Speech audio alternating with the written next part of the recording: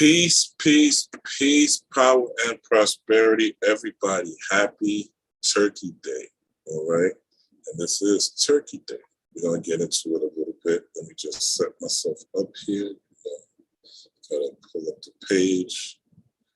Let me get some people get in the building. We're going to build today. We're going to try to keep it brief. I know I say that, and I do like 2 or 3 hour videos.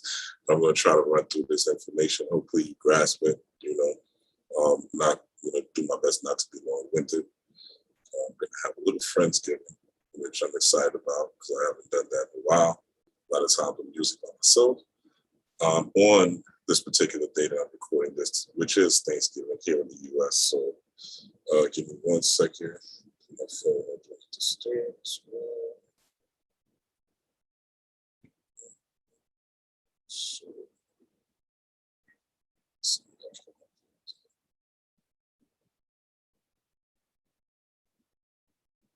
Some of y'all get in the building.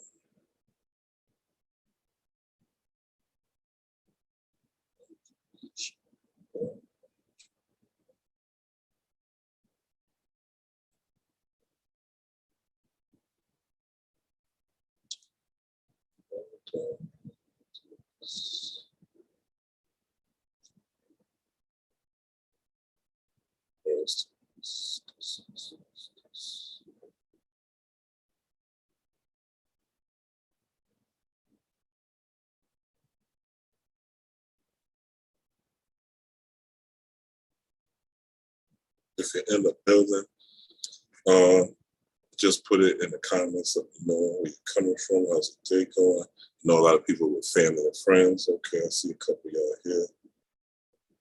I see a couple of y'all here. Peace to Straight Panther, right? Shout out to you. Put this in the comments real quick. Turn this down. Actually, this is start a second. More people, it's just like this is a pop-up live, so give a couple people more chances to get in the building. So bear with me.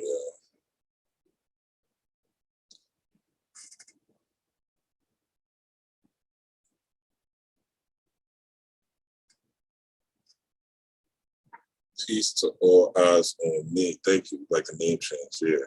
I feel like it is more fitting as well. So thank you for acknowledging that. All right, let's get into it. Give me a second. I'm trying to basically, I'm going to start the volume of this.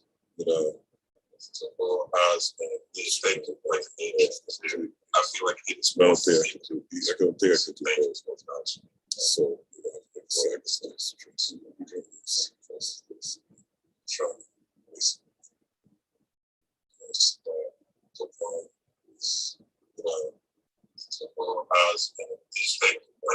right, so okay, so here we go. All right. So I see y'all, some of y'all in the building. All right. So let me shout y'all out. Peace to Straight Panther again. Peace to all eyes on me. Peace to King Monster. King Monster say, Ashe, there's a lot of plasma energy coming down on the earth. Oh, yeah. I was looking at space weather earlier. I'm not really going to tap into it because I don't want to make this a long video. But yeah, there's a coronal mass ejection. You guys who have been following me know I've always talked about coronal mass ejections. Briefly, coronal mass ejections, especially for melanated people, but this applies to everyone. When a coronal mass ejection hits, it's basically from the sun's corona, so the outer layer of the sun. I'm sure you guys know about coronavirus. I'm sure you guys know about Corona the bear. Well, corona means crown. So it's the crown, the outer layer of the sun. So what happens is the outer layer of the sun has a blast called a coronal mass ejection. So you could call it, for just to give it a visual, an ejaculation, so to speak, or busting a nut, right? Having an orgasm. So the sun is busting a nut, right? So when the sun busts a nut, right, we feel it, right? It gives off energy. This energy, scientifically speaking, is called X-rays. So what X-rays actually does to melanin or the plasma, right? As my man King Monster said, the plasma, it affects your plasma, which is what you have, what you call blood, right? Your blood is plasma. So the sun shoots out a ray of a burst of plasma, A lot of times it hits the earth. It takes a couple of days for it to really impact. So I did look at space weather, and it said that there's going to be it blasted off yesterday. So that today it's warm here in New York. It's like 55, 60. Yesterday it was freezing. It felt like it was 20 degrees with the wind chill. Today it's not like that. So the effect is already here, but they're saying it's really going to hit on the 28th. This is what they're saying. But I think it already hit based on the weather, right? So I think today we're feeling the effects. I don't trust what they say. I trust what nature shows me, right? But with that being said, yes, there is a coronal mass ejection that has hit the planet. Peace to doing her thing though. Peace to Hollywood Cheetah was popping. Yeah, so we about to go in. Peace to Flex. Yeah, Sagittarius, Ochosi. Yeah, we're gonna go in. We're gonna talk about it. We're gonna go to the slides. Even though they ain't slides, we're gonna go to the tabs. And yeah, let's get right into it. It's a very interesting time. First and foremost, I want to express gratitude. Thank you for tuning in. Thank you for the new subscribers that are here. Thank you guys for trusting me and tuning in and watching. I appreciate you. I'm grateful for you. And I am thankful that you are here. Also, second thing I want to say is if you have family, if you have people that you are surrounding yourself with, if you have, family members that want to cook for you and want to feed you, go. Like, don't think because you gain this new knowledge of self that you have to be all mad and, they did this to the Indians. This has nothing to do with us, blah, blah, blah. I'm going to show you how it has things to do with us. It's not necessarily, and I'm talking about melanated people, not necessarily in the most positive fashion, but we are alchemists. Those of us that are on this walk, that are on this path of self-knowledge, self-mastery, and magical mastery, we are on a path of self-discovery, right? So on this path of self-discovery, and on this path of self-enhancement, right? As alchemists, we could turn anything that is negative into a positive. 50 Cent calls it going from shit to sugar, right? In the book, The 50th Law. He has a chapter called From Shit to Sugar, right? And basically what this means is anything that happens, you could find a lesson in it. Any bad relationship, any bad event, anything that is a bad co-worker, I don't know, whatever you think that could be bad, there is a lesson in it, and there is something for you to learn and grow from, right? This is why it happens. Life is full of challenges. Mr. Great Poets, Dead Prez, the great hip-hop poets, Dead Prez said, life is a series of serious choices, right? So we have a choice to choose whether we want to be positive or negative. And we have a choice to choose whether we want to be with our families and be the downer of the family and talk about how the Pilgrims ravaged the Indians, which we know, how they infected them with smallpox, which we know, how they, we know the bad things, hopefully by now, 2021, we know the bad things that happened to the so-called Indians, the Native Americans, right? We know what happened. We know Columbus wasn't, this great man that they said, these pilgrims that came here were, and these sailors from Spain were a bunch of murderers, right? That's a fact. Who wants to celebrate that? That's understandable. But I was talking to somebody yesterday, we were talking about it, and I was like, nobody really goes there. I don't know, maybe some Caucasian people do it, right? Maybe some descendants of pilgrims do it, right? But I've never been in a Thanksgiving celebration with anybody. My family is Jehovah's Witness, so they don't celebrate it, right? So it's never been a big thing for me. But, I have children with other people who do celebrate it. So I've been part of Thanksgiving feast, and I've enjoyed it. People say their prayers, sitting at the table, eating good food, it's family, it's camaraderie, telling old stories, right?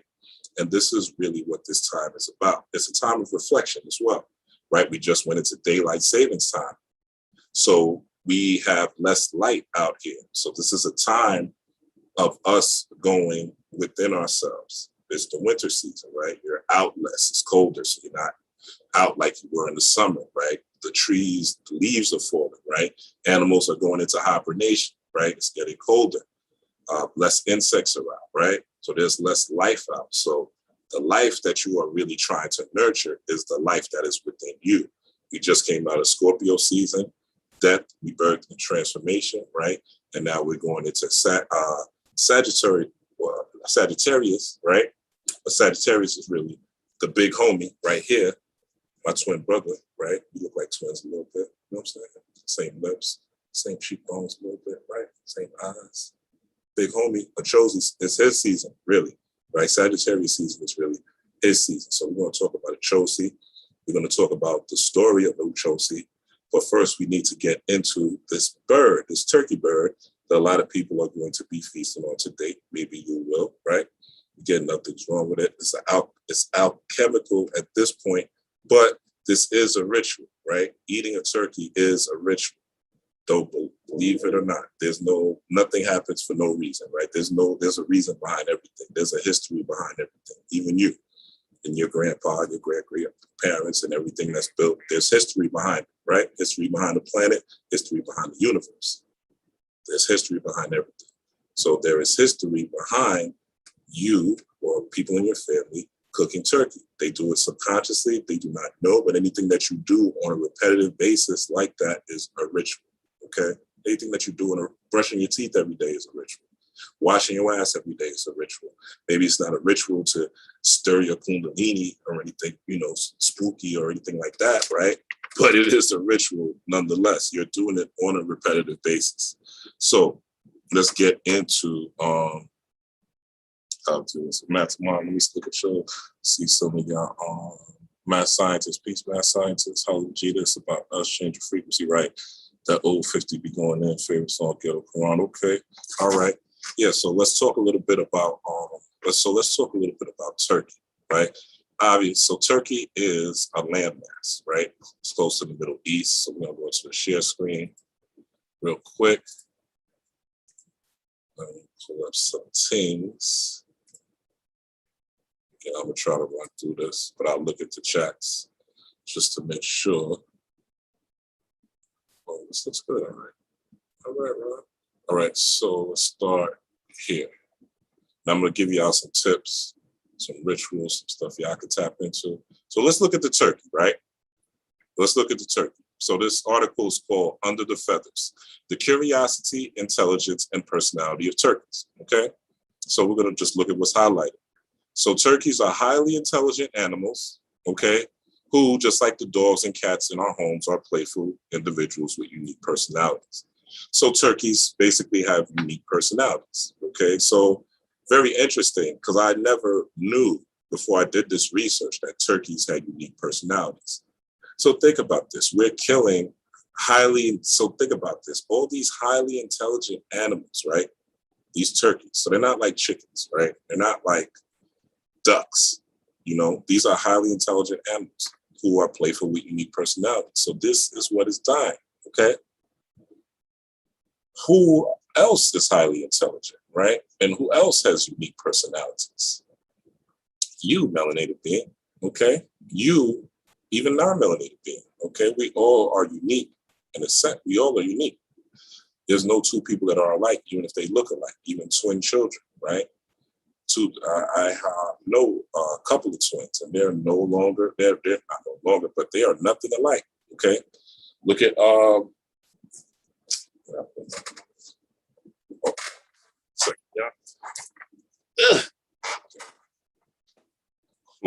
chlorophyll, water, give me some energy.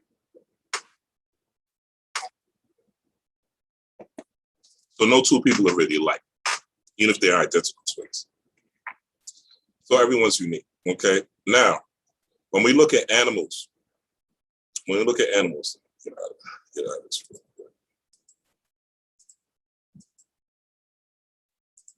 When we look at animals from a metaphysical perspective, when we look at animals from a spiritual perspective, people who are part of the Yoruba religion, Santeria, people who are part of Lucami, right? The Egyptians, the Cometians, right? A lot of people think that they worshipped animals, that they were praying to animals, that they were giving offerings to animals, which was not the case. Animals or zoomorphic figures were representations of the Netaru, aka the gods, aka deities. These Netarus are different characteristics of you, different unique personalities or personas through sound, through persona means through sona, sound. You know, bats have sonar, right? So they can only navigate through sound. So persona is through sound. It's what you create. You create your persona, right? You know, I know myself, my persona when I was, you know, I don't know, 13, 14 in junior high school changed. My persona changed when I went into high school, right? And then when I left high school, right, started committing more crime, you know, I had a different persona then. I was a criminal, you know. Then my persona changed once I got locked up, came home, my persona changed after that, right? So persona changes over time. And you know, I'm a man of a certain age now, so my persona is totally different. So it's through sound, and sound is also a form of touch, because sound has to touch your eardrum in order for you to hear. So there's only really one sense, and that is touch, if you think about it, right? You have smell, it has to hit your, just to break this down, you have smell that has to hit your nose hairs, right? Sense, vibrate your nose hairs. So that is a form of touch, that is a vibration, right? Just sound, your eardrums. Sight, light has to interact. And the light of the thing that you're looking at, there's a light frequency that connects to the light in your eyes, right? To the rods in your eyes and the cones of your eyes and your eyeball and your own eyes cornea. So that is a touch as well. There's a light connection, right? So sound, we did sound, we did touch, and taste. You have taste buds, right? And you know, when you're tasting something, it's obviously on your tongue, right? And sometimes you don't even have to physically taste something. For instance, if I bring up, let's use something we all have eaten at one point, right? Popeye's chicken, right? You know, you know what Popeye's chicken tastes like, right? But that is still a form of touch. Your taste buds are reacting, and saliva is being emitted based on that touch, right? So there's really only one sense that is here on this planet, and that is touch. And if you're clairaudient, if you have these type of spiritual abilities, or if you've developed them, that is also a form of touch as well. Even worshiping, well, not necessarily worshiping, but honoring and invoking deity or deity characteristics is a form of touch as well, which is why you give offerings, which is why you burn candles, which is why you have certain herbal combinations, the hoodoo that matches that particular deity, so forth and so on. All right. So again, I don't want to get super deep, but just giving you a brief overview. So let's get back into the turkey.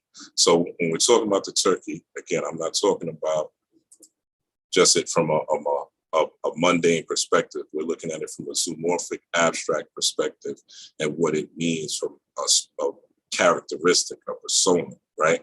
So the persona of a turkey, they're highly intelligent animals who, just like dogs, cats, and dogs, are playful and unique personalities. Who knew? Okay. It says turkeys can recognize each other by their voices. Okay. So we just talked about personas. By their voices. And they have more than 20 unique vocalizations. Okay. Who knew? I have no idea. I had no idea. All right. You probably didn't either. All right. So they are incredibly curious and inquisitive animals who enjoy exploring. So this is a characteristic of a turkey, but this is a characteristic that we also have in so-called humanity, all right? We are made of flesh, you know, as much as we call ourselves gods and, you know, deities and, you know, spiritual beings and all this magical shit, at the same time, we still are made of flesh. We are made of this earth. So we have characteristics that are tied to this earth. We have personas that are tied to this earthly vehicle. And we have to use this earthly vehicle in this world, right? In this world that we're in this Maya, in this holographic reality, in this illusion, so that we could get to the next step and shed this physical existence. And not only shed this physical existence, but clean our bloodline. So it's very important that we understand, due to using cosmology, due to following the cosmos, which states that we are in Sagittarius season. So we're following that particular constellation that is giving off its brightest lights, right? reason this is Sagittarius season is because we're under that particular star constellation. So that means we are getting energy or light. Again, there's only one sense, touch. So light interacts with each other. Coronal mass ejection, King Monster was talking about earlier in the comments, right? This is the plasma interacting with our blood plasma. So this is a connection, a divine connection. Hope I'm not losing anybody. I'm trying to break this down as simple as possible. So this is a characteristic right there. So now a turkey is going to be totally different than a duck. A duck is going to be totally different than a chicken, all right? Chickens don't have this type of intelligence, all right? And they're not this, all right? Now, says turkeys are gentle creatures who enjoy socializing with human companions, all right? They like fucking with people, all right? This is what turkeys, they cool. They like messing with people, okay? And protecting other turkeys whom they're bonded, okay? And also I thought this was pretty cool. They could fly 55 miles an hour, which I didn't know that, and run 18 miles an hour, all right? And, you know, what they do to turkeys that we're eating right now, they're bred to grow abnormally large. I'm kind of going through this real quick. And they said in the 60s, this is how crazy GMO and tampering is. In the 60s, it took 220 days to raise a 35-pound turkey. But now it only takes 132 days, right, to raise a 35-pound turkey. So it causes turkeys to suffer from a number of chronic health problems, all right? So a way that you alchemize this turkey, if you're going to be with family later, if you're with family now, you're going to eat some turkey. I'm not going to say resist the turkey, right? But you want to pray over it for sure. Your family's going to pray over it. You know, you say a little prayer to yourself as well, where you clean the energy of the turkey and pray for the turkey soul, right? The soul being the DNA of the turkey that you are about to eat and digest, that is going to become part of you. Words are spells. That's why when you write, it is called spelling, because words are spells. Spelling. So words are spells. It's called heka, right? This is what the Cometians call it, heka. Speaking in enchanted, right? Your abracadabra, right? Your ashe, right? Putting that stuff out there, you know. The regular person calls it spirituality, right? Or being spirit, whatever you want to call it. Now, so this turkey characteristic is, this is what people, so let's get a little bit into the turkey. So turkeys are intelligent animals. They have unique personalities. You know, they enjoy exploring, and they also bond with humans, okay? So these are special creatures, to be honest with you, all right? These are very, very special creatures. Big turkey, all right? So let's go into a little bit more. Let's go into the etymology, though. Like, let's go deeper, right? Let's go deeper. This is the surface turkey. We got some characteristics. Let's go into a little bit more about the turkey. Let's see what the word turkey, the history of the word, which is the etymology. Let's see what the fuck that is, all right? Shout out to everybody who's here. Shout out to Treya. All right, I see she stepped in the building, all right? Woodflex said that you could think the Sanskrit word cream in your mind to purify the meat. Okay, that's a good one. All right, I didn't know that. Yeah. All right, Flex, thanks for tapping in. That's what's up. All right. So you can use the matcha cream, he said, to purify that. All right. Try that if you're going to be doing that today or later on tomorrow. You get some leftovers or whatever the case is, right? So anyway, let's go into the word turkey. So turkey, originally guinea fowl, okay? Now, in the Caribbean, I have heard this before when I was younger, where they would call it turkey or guinea fowl, right? This is something my father would say. He said the guinea fowl. So this is something that was transmitted. My father's Jamaican. So, you know, I'm not, I was born here in the Bronx. But, you know, I got somebody that's on my bumper every time he got something to say about FBA and ADOS or whatever, you know. Trust me, I want you niggas to get your money. You know what I'm saying? I ain't a hater. I'm going to get mine regardless. You know what I'm saying? My thing with the ADOS and the FBA thing is just don't follow that blindly, because it is a tool of separation at the end of the day in order to get a check. That's really what it is. Not to say the American experience is not unique, but I mean, I'm no different. I had a nigga lifestyle just like the rest of you niggas. I was born in the Bronx. I was not born in the Caribbean. So my whole lifestyle is American. It's as American nigga as it gets. You know what I'm saying? as American, as an African American as it gets, so to speak. So anyway, all right, guinea fowl. So this is a bird imported from Madagascar via Turkey, right? Blah, blah, blah. When bought by Portuguese traders from West Africa, okay? So this bird essentially came from West Africa, all right? So I thought that was very interesting, and particularly because, and it says it was domesticated by the Aztecs and introduced to Spain conquistadors, all right? So this guinea fowl, right, Madagascar, right?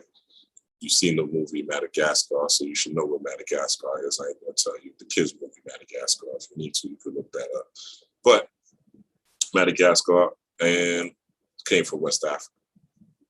So when you're talking about these Turkish people, right, or you're talking about Turkey, you're talking about a connection to Africa, all right? So again, I'm building up a little story. So Turkeys have unique personalities, right? They bond with people, right? And they are basically native to West Africa. Now, where is Turkey located? Let's see, can I pull it up right there? So Turkey, just to give you guys a visual. All right, so Turkey is right here. This is Egypt, AKA Kemet, right? This would be the Sudan, would be Kush. What is called Sudan is in the ancient days was Kush.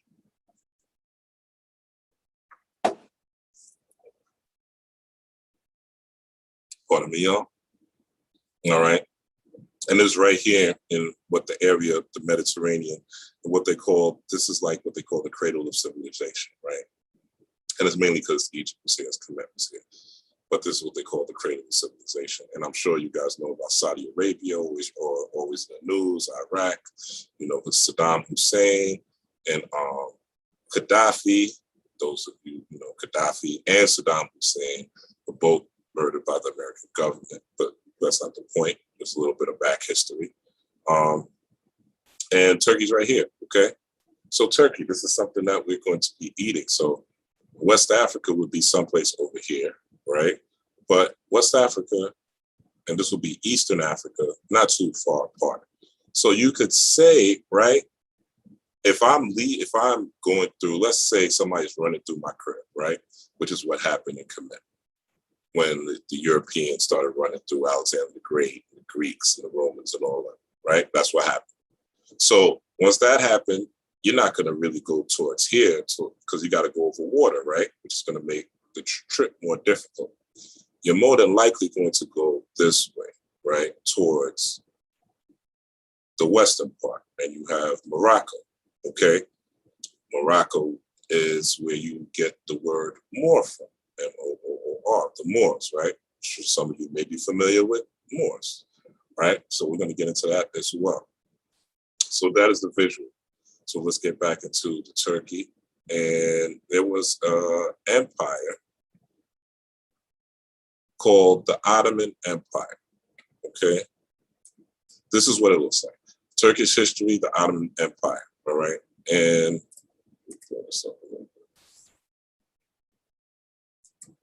that's the biggest I want to get. So this particular empire I showed you guys where Turkey was, is around the same place, right?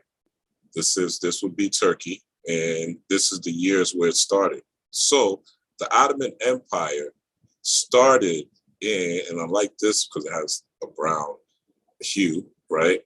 And brown colors. But anyway, this started in 1300 to 1359. And this empire was centered around what would be Turkey. Okay, so let's do just a little contrast. You see Turkey right there, all right? And you're going to see the Ottoman Empire right here when it started beginning. And as all empires, you know, they start small and then they start breaking out, all right? So who was in this Ottoman Empire? Who was the Turkey? You know what I'm saying? Who's the Turkey that we're eating right today? Why are they talking about eating turkeys? What is the ritual behind eating turkeys? What they're doing basically is eating your ancestors, right? It's a representation of it's a representation of you and you feasting on your ancestors, right? That's what it is. It's a representation of the Roman Empire.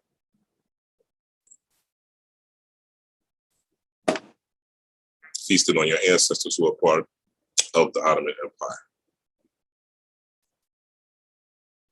So,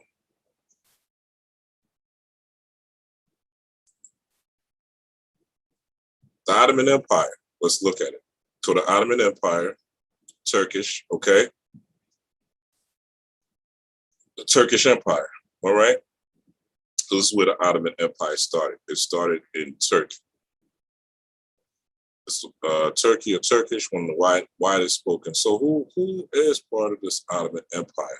That's what we want to look at, all right? So it says it was an empire that controlled much of Southeastern Europe, Western Asia, and Northern Africa between the 14th and 20th centuries, okay? So in particular, Northern Africa is what we want to look at, all right? So that's the area that I just showed you, all right? So West Africa, but they're still considering that Northern Africa. So when you see something like West Africa, you got to look at the whole thing. So anyway, again, just showing and proving. So let's go on. It says that town of Sogut, modern day Belk, this looks like black to be honest, but was Belk province, and tribal leader Osman. Now, this nigga is not no tribal leader. Look at this guy. This guy couldn't lead a tribe. The only thing he could lead a tribe of is people in the cubicles. You know what I'm saying? A tribe in corporate America, right? But, and we're gonna go into this because this is how people say, well, this is what the Turkish people were. These is who the Ottoman people were, right? What do you mean they were melanated? What do you mean they look like you, right? And I'm going into this history not to like say, oh, black pride, black power. No, I'm not, on it like that. What I am just showing you is the history of what's being done, why it's being done, so you understand it. And I'm going to go into how this relates to Ochosi. I'm going to go how into this relates to Sagittarius season as well, and also how it relates to the eagle. Just give me some time. Now, Osman is, so this guy is not who they say he is, Osman Ghazi, all right? This ain't him, and I'm going to show you why. So let's look at Osman, okay? So this is the picture of the homie, right? This pilgrim ain't do none of this, all right? But this, now what you have to now look at this particular guy, and this is the artist, okay? 19th century. So, hold on one second. Hello?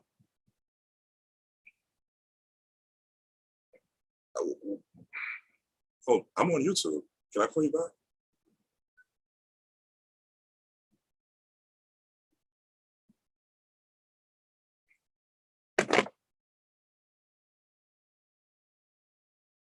All right, sorry about that, yeah. So anyway. So this particular person. So that's the artist, right? Constantine. So let's look at what it is. So it says Constantine, Ottoman Sultan, most of the sultans at the time of creation.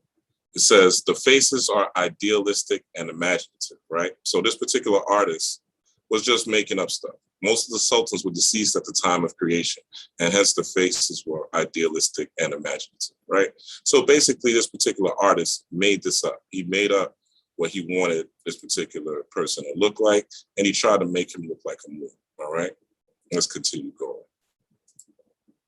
Now, Turk, okay? So Turkey, let's look at the word. This is the etymology of the word Turk or Turkey. Again, this is Turkey Day, right?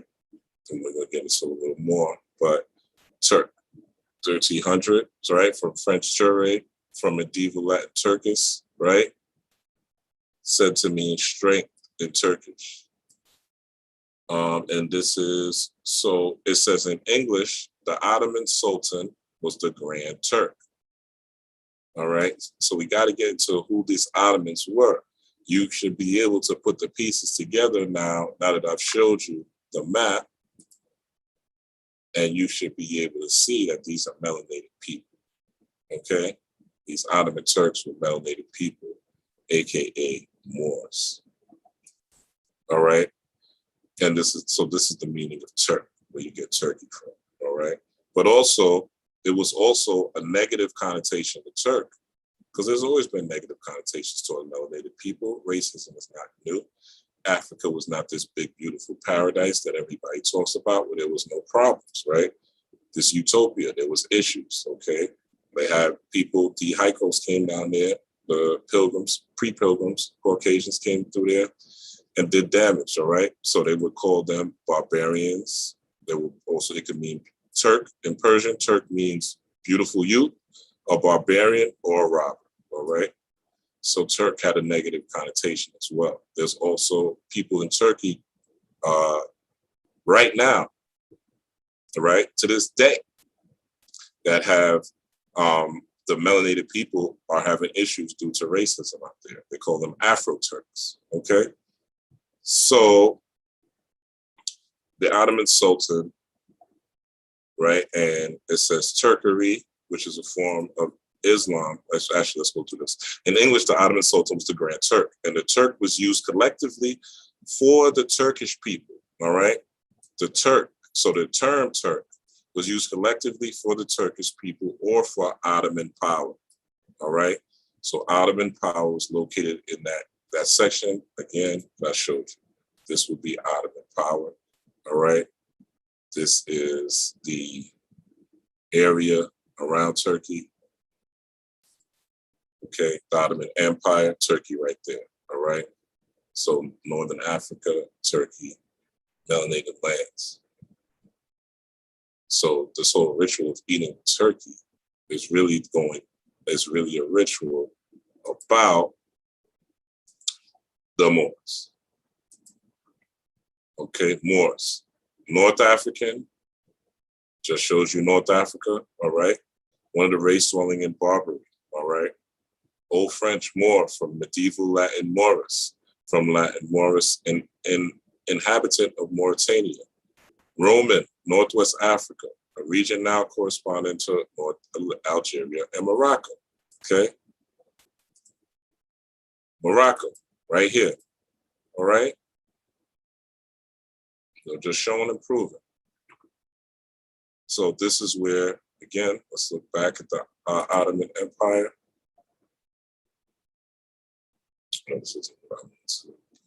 But hopefully you get the point, all right? That these are the Moors.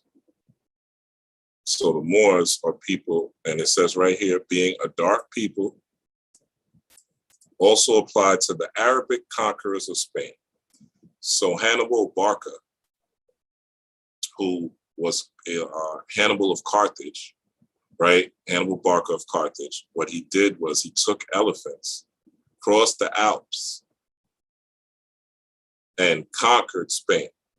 So this Arabic conquest of Spain is really your melanated ancestors' conquest of Spain, right?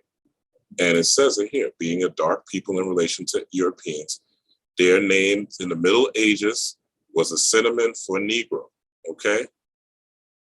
So these are the people that were members of this Ottoman nation, okay? Being the nearest Muslims to Western Europe, it was used indiscriminately of Muslims as well. Persians, Arabs, but especially those in India, okay? Cognate with Dutch, Moor, German Moor, Danish Moor, Spanish Moro, Italian Moro. And there's also a shoe company. Those of you who are fans of Cameron, the rapper, who he talks about wearing his Mauries, right? Okay? So Maury or Maurice, that's tied to Moor as well, okay? And these are melanated people. So when you eat into turkey, you are eating. It's a ritual for eating and devouring the energy and the Ottoman Empire, and also the power of the Moor, or the power of the melanated man and woman. Now, and we're going to get into that, and I'm going to show you how this story of Ochosi, right here, the big homie, ties into this. So what happened to the Moors? In AD 711, a group of North African Muslims, led by the Berber general Tariq ibn Ziyad, captured the Iberian Peninsula, modern Spain and Portugal, all right? So 711 basically, they're saying the Moors ran through Spain and Portugal. This is what Ibn Zahid, but also Hannibal around that time as well, conquered and ran through everything. All right. But eventually the Moors were expelled from Spain. All right. How long did the Moors rule in Spain? 800 years. Who kicked the Moors out of Spain? All right. So the Moors were defeated in 1492. So in 1492, what else happened? All right. Something else happened. So the Turkeys, right? They kicked the Turkeys or the Turks, which we just showed you. This was a slang term, right? For being a Moor. Turkish people or Ottoman people, right? Turk could mean a Muslim converting to Islam. Being the nearest Moors, okay? Being the nearest Muslims to Western Europe, it was used indiscriminately of Muslims, but also a synonym for Negro. This dark Islamic people, okay?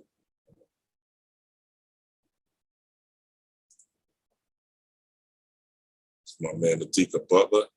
You can follow him on Instagram. He drops many jewels. You're gonna get into Sagittarius, but this is a Moor, okay? This is a painting by Daniel Allah, the elder, who was the official painter for the Duke of Saxony in Germany, the king of the Moors. So as you see, this is a melanated man. These are melanated people. This also looks like Sagittarius, okay? We'll get to that shortly. This looks like the symbol for the zodiac sign of Sagittarius as well, this particular crown. This looks like the symbol of Sagittarius. We'll get into that shortly. Now, so the Moors got kicked out of 1492. What happened in 1492? This is a Columbus Day poem, all right? In 1492, Columbus sailed the ocean blue. He was a great, fantastic man. He sailed for Spain and had a plan. He was carried in by the tide with horses and by beads, and with beads by his side. Now, part of the tale of Columbus is that he had three Moors, or three melanated people, melanated men, who helped guide him to the Americas, or quote unquote. Really, he hit South America, right? But the New World, right? And this was shortly after these Moors, or these Turkeys, were kicked out. Okay? These Moors or these Turkeys were expelled from Spain and expelled from Europe, and these Turks. So,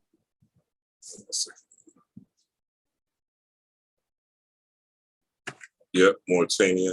So, as we go deeper into this, let's look at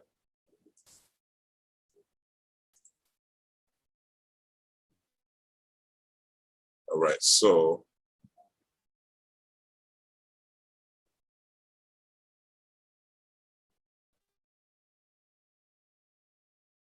now we're looking at these particular, so this is just to give you more of a visual. These are just some Moorish crests. Okay. This was Adro's family crest, all right. See three heads right here. All right. Another Moorish seal. All right. And they should talk about the three heads of the Moorish seal, et cetera, et cetera. And going into the fez that the Moors wear, I'm sure you guys seen these fezzes. Okay, this particular picture says, Shriners be like, I hope the real Moors don't see me, right? All right, and they have to wear this crown, this fez with the sword. When you are a master, you know, when you rise up as a master mason, right, which is where these Shriners get this from, right? This all ties into the Moors and this all ties into the Egyptian mystery system as well. It says, I hope the real Moors don't see me, and they have to wear the sword over their head, which is this, so that they don't reveal what they know, which is why a lot of this stuff is clouded in secrecy and in secret societies and so forth and so on, right? So I'm not going to go into this fez, right? The fez hat is typically of red felt with an indigo black tassel, okay? The cord extending from the eye symbolizes the universal umbilical cord of universal life and represents the oneness of all life. It also represents the tie to the source of humanity. This is not valid. The first one, okay? The circular round ball represents the mundane circle of Earth, right? So this is just what they're looking at. We're looking at the fez. It's an ancient and modern national headdress of the Moabites, Moors. All right, they're saying it right here. Scarlet red with an ebony black tassel. Okay, also red and black. Those of you who study and understand the Orishas, red and black is the color of Elegba, the deity Elegba, or Papa Legba, you might call it, right? But red and black is his colors. And we're going to get into Legba, how it ties into Ochosi, how it ties into Sagittarius season as well, and how it ties into this whole eating of these turkeys, right, during this particular season. The fez is worn as a symbol of the womb, okay? You see him with the fez right here. So it's a symbol of the womb. On the top of it has a nipple shape that symbolizes the navel. The strands of the tassel are 360 as in 360 degrees of knowledge. The tassel is not pinned down as it is in the secret societies, okay? Properly, the free-flowing tassel is an indicative of one who is born of the womb, endowed with and aspiring to and beyond 360 degrees of knowledge. Now, your brain or your mind is also a womb, okay? You give birth to things. The chair I'm sitting on, the green screen that's behind me, you know, the tables, the couches, the horse, the car, the buggy, the computer, the cell phone, smartphone, the internet. This is all came from the womb, Windows. This all came from the womb of the mind. So we give birth to things on a day-to-day basis. So the fez is a symbol of the womb, which is worn on the head, all right? And as it says here, the black fez is the highest degree, okay? The Moorish fez is the highest degree, okay? So there we go. So now you see that these Moors are referring, again, going back to this Ottoman Empire, which is Turkish, all right? Even right here, it says Turkish history of the Ottoman Empire, all right? I've explained to you that turkeys represent Moors, and the cooking of the turkey is a representation of them kicking you out of Spain in 1492, and then Columbus coming in, right? And leaving on his expedition in 1492. I don't believe he hit where he wanted to hit in 1492, but this poem is just more propaganda, basically talking about them kicking the Moors out of Spain, or beginning to kick the Moors out of Spain. All right, that's the fez, what it looks like. So now you should be able to understand. Now I could just tell you some simple magical symbols, mix this herb with that herb, do this and do that. But now I believe I've given you a foundation. So now you know what you're talking about. So if you talk to somebody smart, somebody that is knowledgeable, you have resources and ways to really look and prove what you're actually talking about, instead of just talking about some magical spiritual shit that you heard from somebody on YouTube. You have no idea where he got his information from, no idea if this is something you can even prove, no idea if this is something that even makes sense. So when you go and talk to your homie at the table and like, yo, do you know when we eat these turkeys, it really represents the Moors being kicked out of Spain. It really represents our people being kicked out by the Romans. Now you have some evidence, you have some backing, and you can prove how the turkey represents melanated beings, all right? We ain't just talking over here. Next, we're going to talk about Ochosi, okay? We're going to talk about Ochosi. Let's see, is there something I want to talk about here?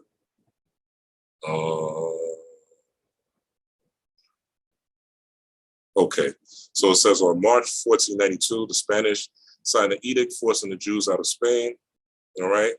There was a mass exodus, and hundreds of thousands of Jews from the Iberian Peninsula went on to live in the Ottoman Empire. And it says over the next 100 years, many Moriscos, okay, I told you where you see these words, Moors, they're not saying black people, they're not saying melanated people, they're calling them Moriscos, okay? They were able to conceal the practice of Islam. I told you Islam was synonymous with Moor, which was synonymous with Negro or Black or melanated, okay?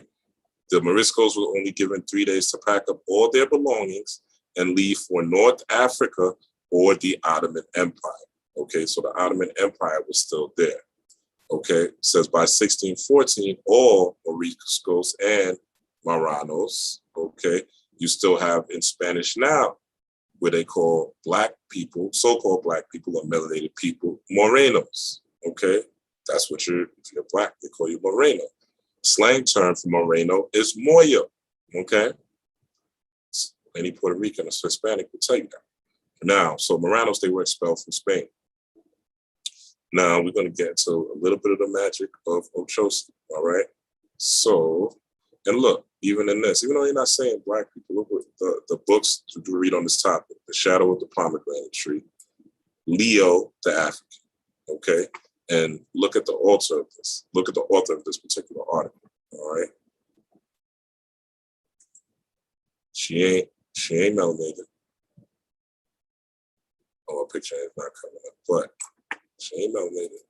You know what I'm saying? But she dropping the truth. So, and she probably doesn't even know what she stumbled on. So these are things that I've read in books, obviously, and some of these things I've discovered, just rediscovered from doing research on particular topics. But this Ochosi connection to Sagittarius kind of just came to me, and we're going to talk about that a little bit. So let's get into Ochosi. And it says Ochosi is a forest god of hunting and justice. So one of the Orishas, he says he's a hunting spirit who is great for scouting for prey and sniffing out likely targets, okay? So Ochosi basically is a god of hunting and justice. Ochosi also deals with the wilderness, okay? And we're gonna see how this ties into Sagittarius, how this ties into Turkey by looking at the story of Ochosi. Now, let's see, is there something else I want to cover after that?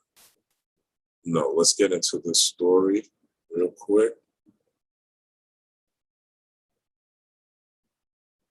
Okay, so I'm gonna read the story, and then I'm gonna decode the story. I'm gonna show you how this relates to you. I'm gonna show you how this relates to Thanksgiving. I'm gonna show you how this relates to the Moors, and I'm gonna show you how this relates in particular to set this Sagittarius season and how you could use this particular energy of Sagittarius season to transform your life. All right. So let's get it in. Actually, let me do this. Let me take a quick break. I think I can play this. My spirit told me I was going to need to take a break. So I'm going to take a quick break, y'all. I'm going to get into Ochosi. You can kind of ponder what I was telling you about Turkey, Thanksgiving turkey. You can look at it different. Look at, cooking it different now that you know that it relates to your ancestors. And but we'll get into Ochosi and talk about even that in the third. I think I should be good. This Ain't on Nobody's album. I'll be right back.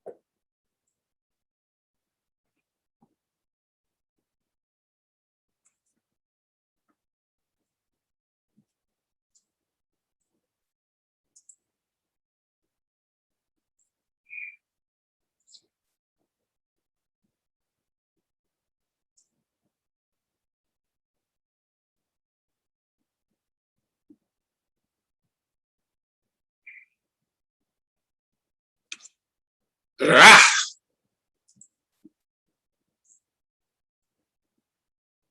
All right, y'all. All right, y'all. All right, y'all. Thank you for the break time. Appreciate y'all that are still here. If you are still here, hit that like button, hit that share button, hit that love button. You can hit that, donation button too. I would appreciate that as well. It all helps for me to continue to take time out. This takes time for me to research and look these things up, to connect the dots, and to try to present it in a manner that's entertaining as well. So I appreciate your time. I appreciate you tuning in as well. And like button is free. You know what I'm saying? Hitting the like button is totally free. Totally free. If you are new here, definitely hit the subscribe button. This is what I do. All right. Decode things, break them down. And my mission here on this planet Earth is to help raise the vibration on the planet. That's what I'm here to do. That's what I have to do. And I am commissioned to do this. If I do not do this type of work, my life doesn't go right. It's just what it is. Trust me, I'd rather not talk to nobody. But I have to do this. And with that being said, let's go into, so we've already covered Turkey. If you haven't seen that, just go back. I guess check the replay or go back. We've covered the Turkey. Now, this particular story of Ochosi, little backstory, is, okay, so Ochosi is the forest god of hunting and justice. Now, I'm going to approach this. When we talk about deities, when we talk about gods, again, we're talking about a representation of principles. We're talking about a representation of principles, right? We're talking about a representation of persona. And talking about a representation of principles or a representation of a persona, these are things that we are able to channel. These are things that we are able to evoke. And these are things that we are able to utilize and put forth, right, into the world, into the universe, so forth. We take on this characteristic, we take on this particular energetic matrix, right? We take on these particular thought forms, right? And also we could use this particular deity's energy, which is nothing but, all deities, all gods are nothing but, you could look at it like this. The best way to look at it, like, let's look at the cereal aisle, right? That's an easy explanation. You got the cereal aisle, you got Frosted Flakes, you got Cocoa Puffs, right? You got Tricks, you got Fruity Pebbles, right? They're all different types of cereal, but they're cereal, right? But if I want, let's say I want something sweet, right? A sweet type of cereal, I'm not going to go get Bran Flakes, right? I'm going to go get probably Fruity Pebbles, right? Or Frosted Flakes, you know what I'm saying? If I want something that's maybe not so sweet, mildly sweet, right? But still got a decent taste, I'm not going to get, Cheerios, regular Cheerios, right? I probably might get Honey Nut Cheerios, or I might get Apple Jacks or something like that, right? So they're all cereal though. So everything is energy at the end of the day, but everything that is energy has a different frequency, different energetic signature, a different vibration, right? So working with Ochosi is working with a different energetic frequency, working with a different vibration. And his particular energy is that of justice, right? So dealing with justice is not, the story of Ochosi is very deep that we're going to get into. And justice, a lot of times we try to enact justice with our ego, especially those of us that are in the spiritual, magical, metaphysical type of community. Those of us that are dealing with the occult also are usually try to enact justice on their own merit. And this person pissed me off. Like I was watching somebody on YouTube recently, and all they talking about is hexing people. They hex somebody at the grocery store. They hex somebody for, talking at, saying something crazy to them. When you're really in this, when you really practice magic, right? When you really are utilizing herbs and burning candles and doing certain sacrifices for certain things, right? You're really doing magic. When you're really doing a hex, right? You gotta be in a very, very angry mindset, because your own energy and the deity that you're trying to invoke to connect, remember there's only one sense touch. So the person that you're trying to touch with that hex, you got to be connected to them in some way. And the connection is anger. That's the emotion. That's the energy that you're putting in motion. It's anger. So you can direct that anger for that particular hex toward that person, for their car to break down, for them to go to the hospital, for them to lose their job, for whatever type of hex that you're doing, right? I'm not anti-hex. I don't think you, in this day and age, you really don't have to do any type of physical hexes, to be honest. If your spirit is strong enough, all you got to do is think of a motherfucker long enough negatively, and their life is going, or whatever, part of their life that you want to go in shambles will go in shambles, right? And really just sending negative energy to somebody alone, what people call, AKA the evil eye, is enough to hex somebody, okay? The evil eye is enough to hex somebody. That's why if you are in the occult, if you are studying these type of things, you want to always have some sort of protection on you, always, you know what I'm saying? I have Solomon seals, which I won't get into here, but I wear Solomon seals all the time, every day, you know what I'm saying? Because I keep myself protected, because I do this type of work, and it's very easy for other, what you call spirits, what you call ghosts, what Caribbean people call the duppy them, right? So the Caribbean people, the duppies, right? It's very easy for what they really are, right? If you're talking about an angel, you're talking about an angle of light into where you're accessing your ancestors that are more light, vibrating from a lighter heart. The goal of Ma'at is for you to be as light as a feather, for you to be in Ma'at, for your heart to be as light as a feather, for you to have a vibration or a frequency that is light, and you're not weighed down by the things of this particular world, right? You're able to maintain a light frequency, which ultimately is peace, what we call peace. That is the lightest frequency, to be at peace, right? So when you are talking about, so this is the goal of this spiritual journey. Ultimately, all the magic that you're doing is really to put you at peace, but it's really not to just be hexing people and do all these type of crazy things just because you have these magical tools, because it's just going to boomerang back on. There is a law of cause and effect. This is part of the Kabbalion. This is not me saying this. I know some of y'all talk about it. There's no such thing as karma. Okay, you know what I'm saying? There's no such thing as karma, right? I have yet to not see that. People will be like, oh, this person did this and this person did that, and nothing happened to them. Maybe nothing happened to them personally in this life. And that's A. And B, you don't know what people are going through behind closed doors. You only know what people see. All right. And C, the sins of the father visit the child. The sins of the mother visit the child. So somewhere in your bloodline, what you're doing now, the fucked up shit you're doing now, the manipulative things you're doing now, the gaslighting you're doing now, the controlling actions you have now are going to visit your bloodline in another way until you get to the point to where you raise your frequency high enough so you do not have to inhabit this physical avatar body again. So reincarnation is a very real thing. It's the only thing that makes sense. Going to heaven doesn't make sense, and going to hell doesn't make sense. It's not logical that you would be this person and you would just go to heaven and chill. Ain't nothing in this universe chilling. Ain't nothing in this universe chilling. Everything is moving. Even these ghosts and these spirits y'all talking about, some of y'all got succubus energy, coming to y'all in y'all dreams. This is a good month also to tackle that particular energy, Sagittarius season, because of the energy that is here on the planet. We're also going to have a solar eclipse shortly, which we'll get into. I'm not going to get too much into that, but yeah, hopefully that makes sense. Let's check your comments real quick. Oh, what's up, Soul Matters? What's up, Misty? All right, so let's continue. Again, hit that like button, hit that subscribe button. So let's share the screen. So I'm going to get into the story of Ochosi and show you how you could misuse your ego. Okay, you can misuse your magic. But it's really this particular season is about purpose. It's about destiny.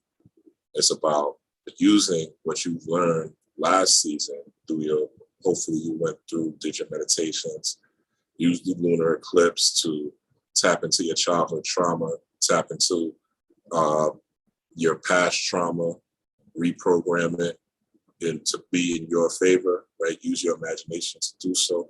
Hopefully you did that. If you didn't do that, it's okay. There's still time. But maybe next year. It's not going to be as powerful as it was last month, especially with the lunar eclipse that we had that hasn't happened for another 100 years. But it's okay. If you didn't, no problem. The universe is still here and everything is in your favor. The universe is always trying to help you to grow.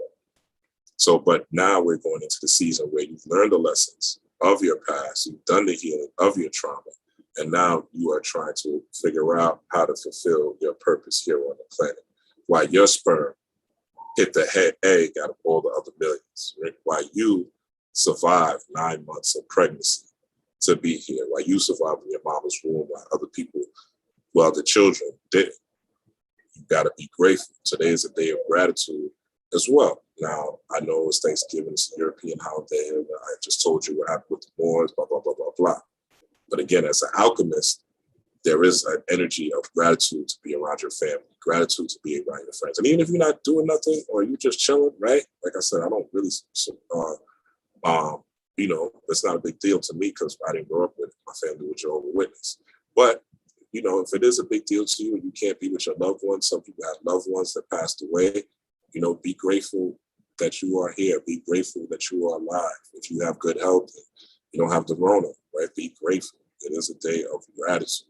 So you want to harness that particular energy as well, because that's the energy that's on the planet. As an alchemist, we use the energy that's on the planet and transmute it for our purposes. It's the same thing all your favorite YouTubers are talking about when they're talking about Travis Scott ritual, when they're talking about this celebrity died and that's a ritual. They're using the energy of that particular thing, harnessing it and using it for their purposes. It's the same thing you could do with holidays, same thing you could do with concerts. It's the same thing that they're doing with these celebrity deaths. You could do it on your own. If that was a person that you liked their stuff and they were a part of your life and helped you grow, you can utilize that energy as well to help yourself grow and to tap into the wisdom of that particular person. That particular person that could be Fruit Loops, right? For you, that persona, that energy matrix, okay? Hopefully that makes sense. Now, let's go into, okay, I see a couple of y'all still in the building hanging out with me. I ain't gonna be too much longer after this. Let's go into, so go back to, so Ochosi is a hunter. He was in the wilderness. He's a hunter spirit, scouting for prey and stepping out targets. So let's get into the story. We're gonna try to make it as animated as possible. I believe I have a beautiful voice, so hopefully you guys won't mind me reading. I'm gonna read it once over, then I'm gonna read it to decode it. Ready? Here we go. Once upon a time, not long ago, Ochosi lived in the woods, and he's a great hunter and fisherman. Jesus, if you think about it, right, was also called the fisherman of men. He said he's also a warrior, a magician, and seer with shamanistic power. So he's a shaman, right? A seer is basically a clairvoyant and a magician, okay? So he's dealing with the occult. Pay attention. Warrior, magician, and seer with shamanistic powers. Okay, we're going to decode this. Ochosi is the Lord of Justice and the patron of those who have problems with the law. So if you are dealing with some issues with legal matters and you're in the right, you could actually work with this particular deity, Ochosi, that persona, that energy matrix, right? And that will be able, this particular frequency will be able to help you get what you deserve, especially during this month. Because Sagittarius is really Ochosi season, and we'll get into it.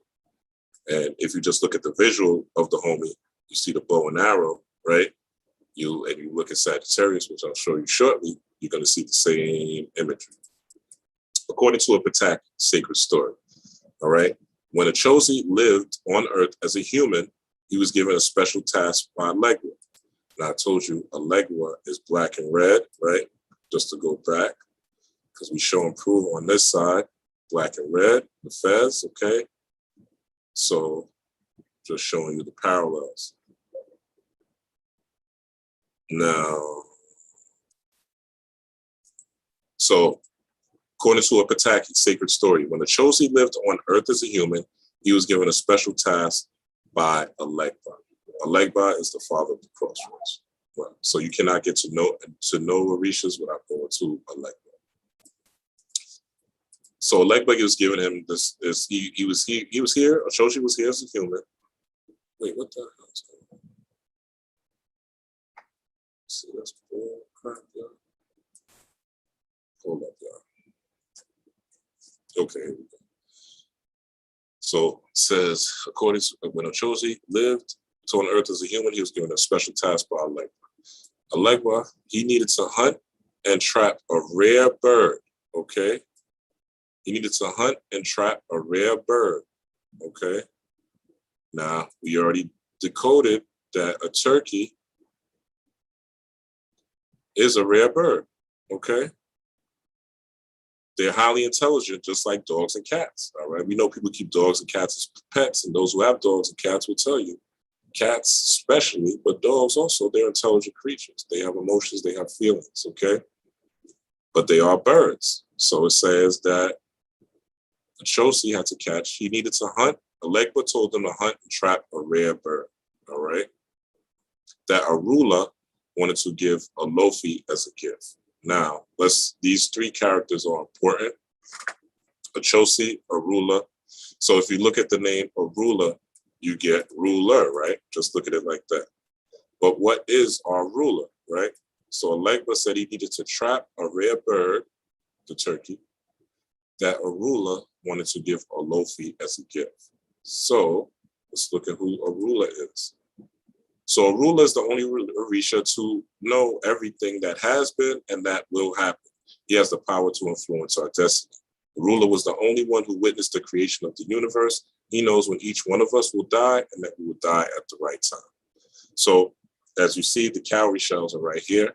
So cowrie shells are used in Ifa, in the Yoruba tradition, for divination, for readings, right? So basically, what I said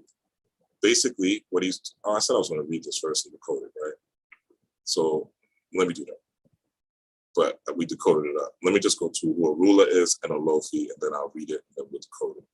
So a Lofi, a Legba, owner of the crossroads, right? Where you have to enter the agreement. Those of you who've done road opener spells may be familiar, right? If you don't know what a road opener spell is, a road opener spell is a particular spell you do when you're trying to start something new. When you're new business, maybe a new change of life, maybe you left a relationship, right?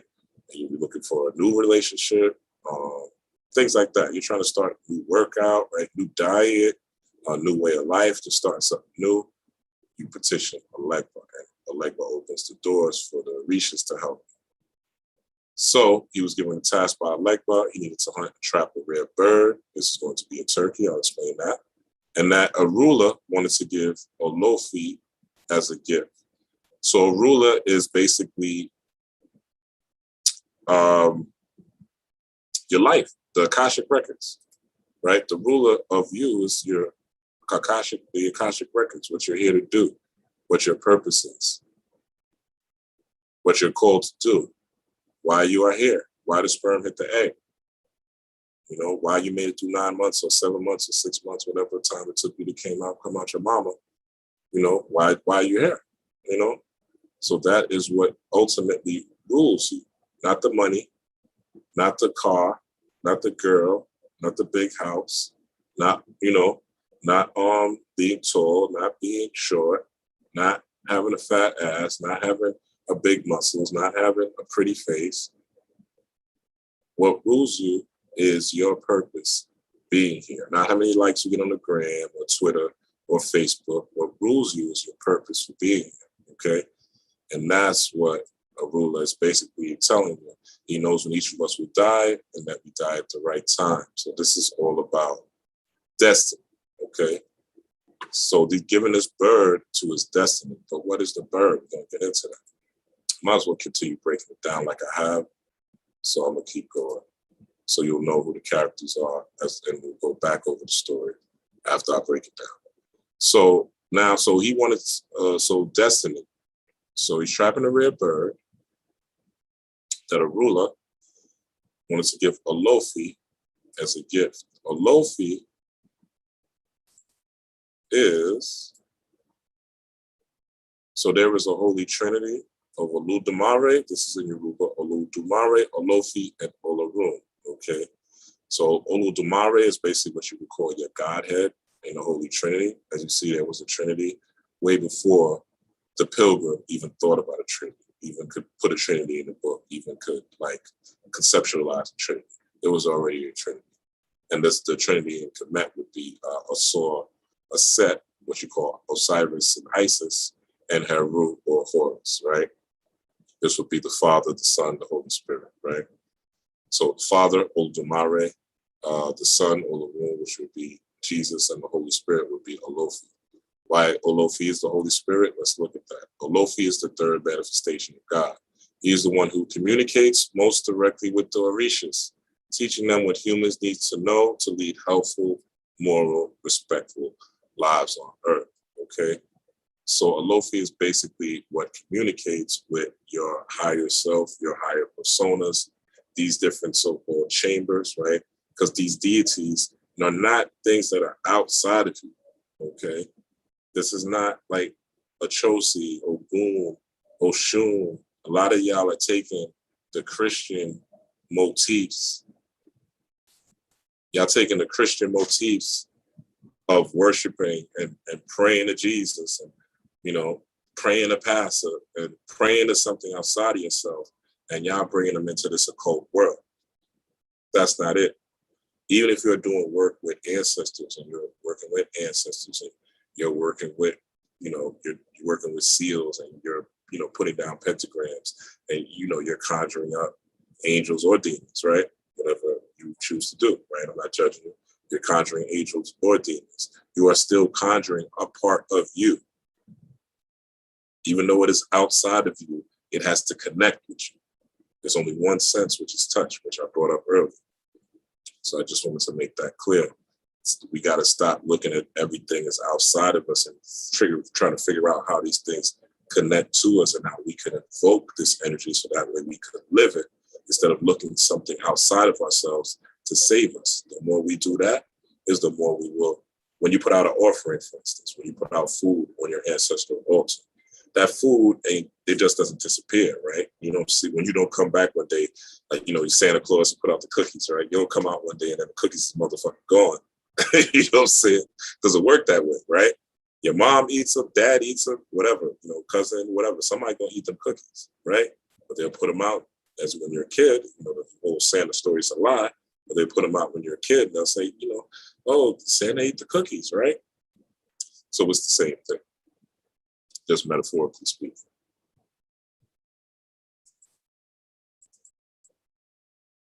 All right, let's go back to the story.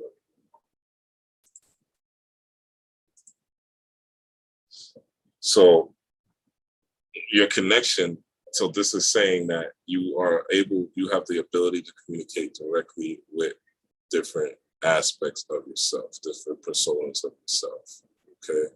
Oshun is way different than Ogun.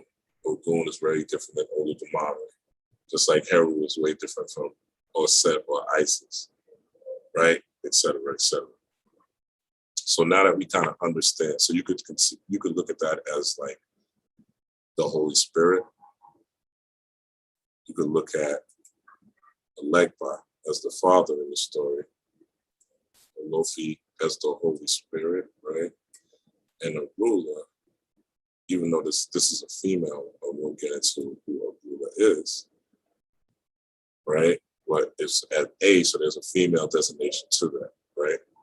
And we already touched on what that was, dealing with divination, dealing with purpose. So destiny and spirit, right? A ruler is destiny, Olofi is spirit, okay? And Eleg was the crossroad.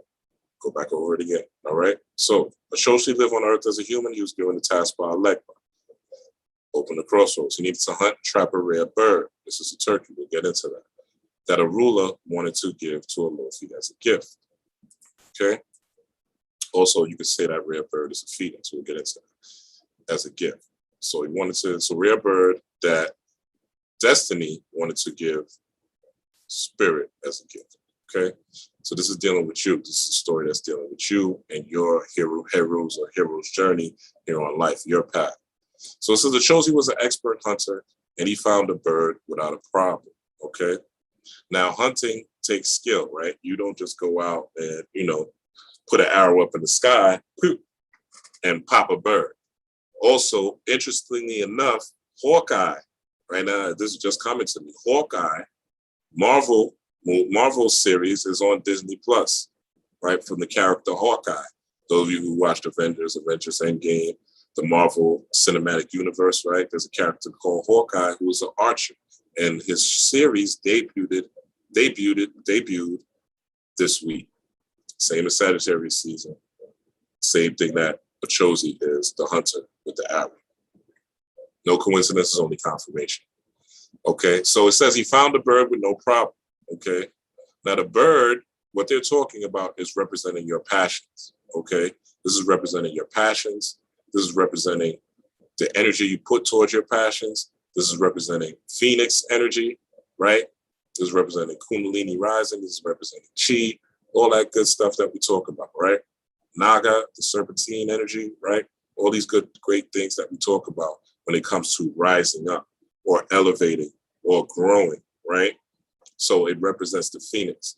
The Phoenix is also part of the Kamisha story, is that the Phoenix rose from the Ben stone in the morning, all right? Just like you rise up from your bed.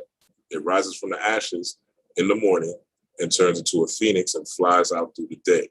And then at night, the Phoenix returns to the Ben stone and turns back into ashes, right?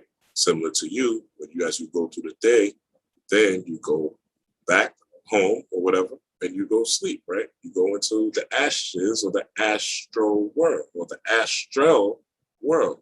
We just had the astral world incident in October, all right? So, said he found a bird without a problem. So that's what the bird represents. So it says he took it home, put it in a cage. Now, putting your bird in a cage, okay? Now, Ochosi already trapped the bird, okay? He caught the bird, he hunted the bird down, he caught the bird. So this symbolizes basically him. This symbolizes you and your passions. You have like, some people are passionate about nothing. You know what I'm saying? Well, I can't say that. There are people that are, when I say nothing, I'm not saying nothing as in the form of, I'm not saying nothing as in the form of like they have no passion. So like everybody has a passion. Some people's passion is to eat cake at night, right? Some people's passion is to smoke as much weed as they can during the day. Some people's passion is to sip drink, pop pills. Some people sniff coke, party, have sex all the time, right? Some people's passion is to read. Some people's passion is to research. Some people's passion is to do architecture. Some people's passion is to make food, right? Et cetera, et cetera. There's positive and negative forms of passion, right? When we're talking about passion, we have to evaluate if the passion that we have and the passions that we are engaged in are passions that are going to help us achieve the purpose of this life that we are living, of this avatar body's commitment here on earth, why you manifested here, why you are here, what is your reason for existence, what is your reason for being in the body that you're in, what is the reason that you look the way you look, why are you the fuck here, okay? Now, if your passions, which we all have gone through this, right, and we all struggle through, whether it be drug addiction, food addiction, party addiction, people addiction, distractions, so-called distractions or points of focus, right? Addictions, TV addictions, porn addictions, right? Different things, shopping addictions, right? Different things that people engage in, relationship addictions, right? That people engage in that go against them being, and yeah, there's relationship addictions where people are, I hear somebody saying there's relationship addictions here. But you're just going from one relationship to another. And you're not doing the knowledge or doing the research or going into the underworld to find out what were you in that relationship for? What was the lesson in that relationship? And the lesson is not, not to fuck with an Aries. The lesson is not to date a Scorpio. The lesson is not to date, like people have these stupid lessons. The lesson is not to date a black man. The lesson is not to date a black woman. The lesson is not to date a Spanish woman or a white woman, or whatever the case is, or white man, Spanish man, etc. So whatever your flavor, right? The lesson is what did it show you? How did it help you? And what type of discernment did you gather from that particular relationship, right? So there is relationships addictions, but we want to talk about what the boundaries are, right? What are you trying to achieve? What are you trying to achieve, and what type of boundaries are you setting, and what type of discipline do you have in yourself to achieve what you want? So this bird, this turkey, this Turkish part, this Moorish part, more meaning black, or the dark part of yourself, which is when you go to bed and close those eyes, what you see is darkness, right? So you go into the astral world and you have what they call dreams, which are really premonitions and wisdom, unless you're astral traveling and you're conscious of it, right? Of your dreams and how to navigate through them, right? But most people don't know how to do that. So as you're going through the dream world, the dreams are lessons. I do dream the codes for people. If you need your dream decoded, email me, robblackstone@gmail.com. It's $20. I decode dreams. I'll do it for many people. Some of y'all here that may be watching this notice.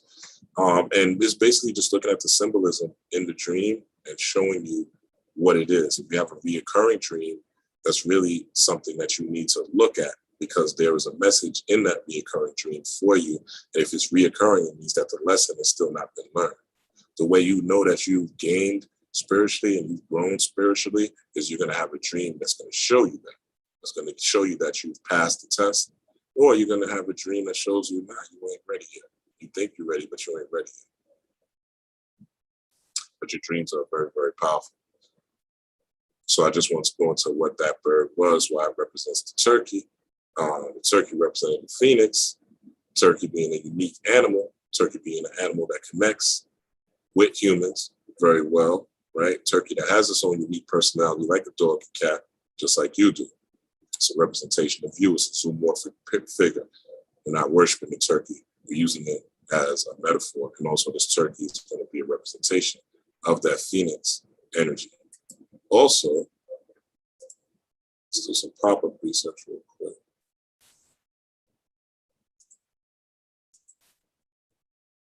If you look, so I'm thinking about the phoenix, you look at pictures of the phoenix. For instance, this one, right?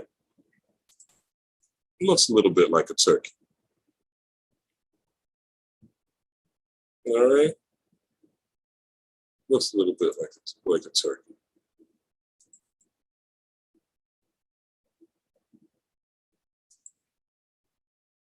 See that? See the neck and all that?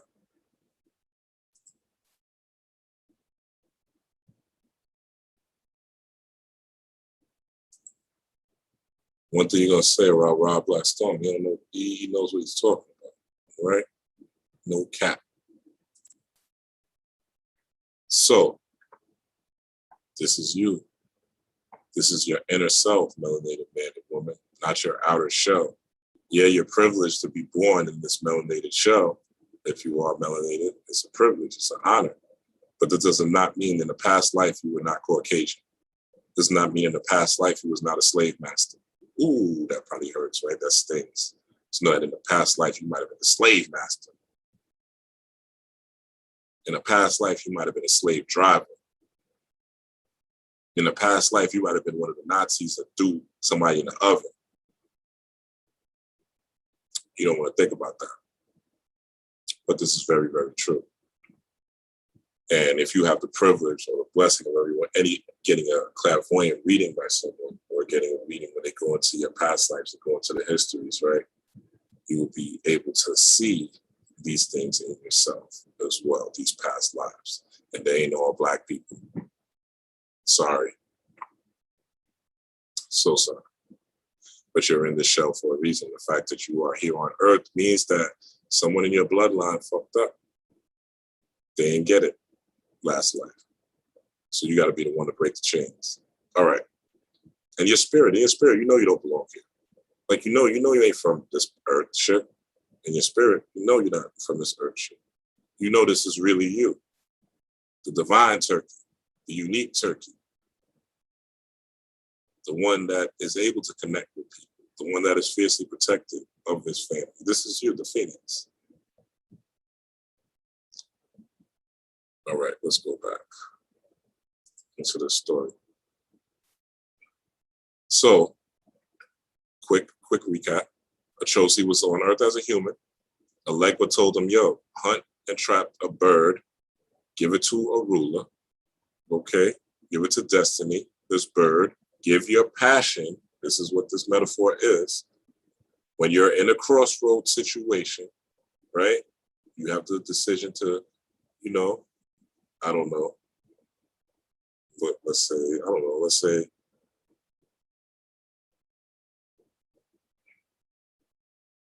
you smoke too much weed, right? You smoke weed all day, every day, right? And your life is not going the way you want. Now, there's some people who smoke weed all day, every day, and their life is going the way that they want to, right? But let's say you're doing that. It's not going the way that you want to, something I personally struggle with, right? You have to make a decision. You're in a crossroads, right? Do I continue smoking weed, or do I figure out how I could slow down my intake of weed, or how I could quit if that's what you need to do, right? Maybe you need to clear your head for a while, not be in such a head fog. So you figure it out, right? You go to the crossroads. So your crossroads, you say, okay, I'm gonna follow my destiny because I want to become a better person. That's you dealing with a ruler. Okay, you're following your destiny. Okay. Once you do that, spirit, or Lofi, okay, will now enhance you. Now you'll get what they call luck. You'll get what they call coincidences. You'll get what they call the magic happening. This is when everything seems to flow in your favor, okay? Even when things supposedly fall apart, that may be something that is designed to, well, not may, it's designed for you to grow in some way, shape, form, or fashion. A loss of a family member, as painful as it is designed to help you grow in some way, shape, form, or fashion. Even if it's just learning how to connect through them through lighting candles. So it says Ochosi was an expert hunter, and he found the bird without a problem. And the bird is passion. He took it home and put it in a cage, okay? He took it home. This was his mistake. I'm gonna go into it, I'm gonna go back. And then went to tell a ruler, destiny, okay? So he took his bird, his passion, and put his passion in a motherfucking cage, and went to tell destiny that he had the bird, okay? This is ego, okay? This is ego. Now, while Olofi was out, okay, so spirit was gone because he was in his ego. He was in his look at me, right? His mother came and found the bird in his cage. She thought it was meant for their dinner. So she killed and dressed the bird, and then she went to buy some condiments she needed to cook it. Now, looking at this, right? I'm going to show you how this ties to Sagittarius season. But looking at this, his mother came home, found the bird in the cage. How many times have you gotten a job, right? And I can speak for this. Or you've done something, right? And you feel like you're the man, or you feel like you're the woman, or you feel like you got it all together, right? And you feel like, yeah, you know, when you first get the job, you're super excited, right? Yeah, I got the job. First couple of weeks, yeah, it's great. Blah, blah, blah. You know, you're doing the job, whatever. But if it's not your passion, eventually you're not going to feel so good about it. Eventually, you're gonna be distracted at the job. Eventually, you're gonna try to figure out, what do I need to do next? Eventually, you're gonna feel like, damn, I need a side hustle so that you can engage in your passions. Now, some people, they don't get there until they're like 80, 90, and it's too late, you know? Well, I don't want to say it's too late, but you done wasted most of your good years and most of your energy and most of the fire that you have in yourself based on that, right?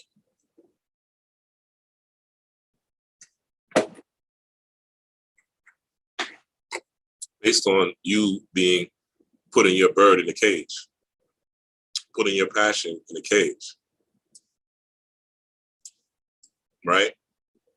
And because you put your passion in the cage, look now, the mother energy, mother or mater, mother, mater, ma'at, right? Same type of sound frequency, persona through sound, so the same type of sound frequency is what we're looking at. So the mother came home and found the bird in the cage. Found the passion in the cage, okay? Thought it was meant for dinner, so killed and dressed the bird, then she went to the market to buy some of the condiments. So Ochosi got the bird, right? Brought it home. Like, oh, I got the bird, I'm gonna put it in the cage real quick, and I'm gonna go tell the ruler I got the bird. I'm gonna go say, look, I look how good I am. I got the bird and it was that quick. Look how skilled I am, right? And this is a thing some of us think we're doing when we are, ducking our destiny, when we are engaged in bad habits. I'm going to just eat what I want. Do what thou wilt. First of all, Do What Thou Wilt is by Aleister Crowley, a pilgrim, right? A pilgrim, a Caucasian, a white man who basically stole the knowledge that he had from P.B. Randolph, and P.D. Randolph's knowledge was stolen by Madame Blavatsky of the occult society, who stole it. Madame Blavatsky stole P.B. Randolph's ideas and teachings and taught Aleister Crowley. But Aleister Crowley was a nut. Facts. And you could research Aleister Crowley and his life and his history, and you'll see he was a fucking nut and a weirdo, and his knowledge corrupted him. He was racist. He had some homosexual. He had homosexual tendencies. There's a lot that was on his life, but people are living by the adage, do what thou wilt. Like the Kabbalion doesn't say that there's a law of cause and effect. So people out there doing what thou wilt. Hot girl summering, right? Dudes is out here screwing everything in existence, right? One girl heard him in high school, junior high. They just fucking everything and fucking up relationships and being manipulative and stealing from women and vice versa. Women out here stealing from men, using men, dying, so to speak, right? Doing what they want, you know what I'm saying? So their bird is in a cage. Their passion, their purpose of being here in life is in a cage. Now people say they're doing these things for survival, right? And I definitely 100% understand that. You know what I'm saying? I understand doing things for survival and doing things so that you could grow, so that you could try to make some money, essentially, not grow, but make some money, stabilize yourself, et cetera, et cetera. But if you are doing it at the expense of someone else, right? And if you're not following your passions, eventually you are going to get played. You may think you're a player. You may think you're a hustler. You may think you got all the niggas and you got getting all you can from these niggas and fuck these niggas, right? But eventually, and usually during this season, because this is a season of justice, Sagittarius season, and I know because I'm getting these reading requests from my clientele who's telling me, yo, and clientele that I know, you know what I'm saying? I work with a good number of, for some odd reason, I work with a lot of strippers doing readings, you know what I'm saying? And most of them have been coming to me, and shout out to you if you're watching this, I ain't gonna say your name, but a lot of them are coming to me and they're saying, yo, I'm having problems with my relationships. You know, just today I got a reading after this. They're like, yo, I'm having a fucked up day, right? These are people that I know are professional finessers. You know what I'm saying? I've read some of these rappers that they deal with, you know what I'm saying? They're professional finessers. And that's their life, you know what I'm saying? I don't judge you. If you want to read it, you want to read about certain thing, I'm just going to tell you what it is. You know what I'm saying? I'm not here to be the moral police because there is no good or bad. It's just the energy you put out is going to be the energy that you're going to get back. That's just the way the world works. The world is a circle. The universe is a circle. Galaxies are circular. The sun goes in a circular motion, right? The Milky Way has circular things. So everything is circular. This is the universe that we are thrust in. This particular universe deals with circular and cycles. So somebody will come and find your bird, find your passions, and utilize it. If you're not on your purpose, if you're not trying to live the life that you were here to live, and most of the time, we don't know what our purpose is because we're not initiated into a mystery school system. We did not go through rites of passage. So we don't know what our purpose is. We don't know why we're here. We don't know what we're supposed to be doing. All we know is get money. All we know is fuck bitches. All we know is fuck niggas. All we know is if somebody bother me, I'm gonna fuck them up, right?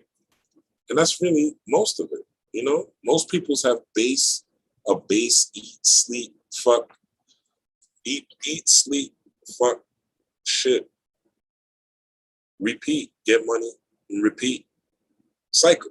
That's they're gonna live like that. They're gonna die like that, right? Background players to your video game, NPCs, right? Non-playable characters. Most people just living a life. They're gonna work their job and work their job till they get old enough they can't work it. They're gonna probably go to church at the end because they know they want to see the Lord, right? They want to see the Lord when they go into the astral world, right? And they're gonna be, that's it. That's the life they're gonna live. They're not gonna live their purpose. They're not gonna realize how unique they are. They're not gonna realize they're just like that turkey. They're not gonna really realize they got a unique personality like the dog or the cat that they love. And there's a reason that they're here and why they're not here as a dog and a cat. That they didn't reincarnate as an animal. There's a reason that they're here as a human and to experience this human avatar body and move in this way, manner, and fashion. And once you are doing this, once you are aligned, I remember hearing the great urban poet Jay-Z. He said that once he was in the streets, right, he was having all these problems or whatever, and he had a sixth sense that told him to get out the streets to pursue the rapping full time. Shortly after he did that, there was a raid, and they took all his boys to jail. Some of you may know, have heard of D Haven. He was part of that. Calvin Klein here in New York, right? Old school hustlers, they got locked up. Jay-Z did not. Okay.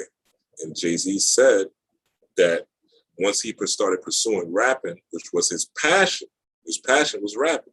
He loved to rap. That's what he loved to do. Once he started pursuing it, which he pursued later on in life, he was in his late 20s, everything started moving rather quickly, right? He started blowing up quickly. It didn't take him, right? By Jay-Z's second and third album, he was already, by third album, Hard Knock Life, Jay-Z was already out of here. You know what I'm saying? First album, he established foundation. Second album, he built on it. The third album, he was out of here. The Hard Knock Life album, he was out of here. So I say all that to say this. If you're not following your passion, this is what Sagittarius season is about. It's about finding out what that passion is and figuring out what you need to eliminate, what you need to change. What is it that you need to cut off? Okay. Ochosi, one of Ochosi's partners is Ogun. Ogun deals with knives, swords, machetes, right? Cutting things. Who do you need to cut off? What do you need to cut off? What do you need to transform, right? The hunter, he's a hunter as well. Personalities are represented by animals in the spiritual traditions. What animal in you do you need to kill? What animal in you do you need to hunt and track down?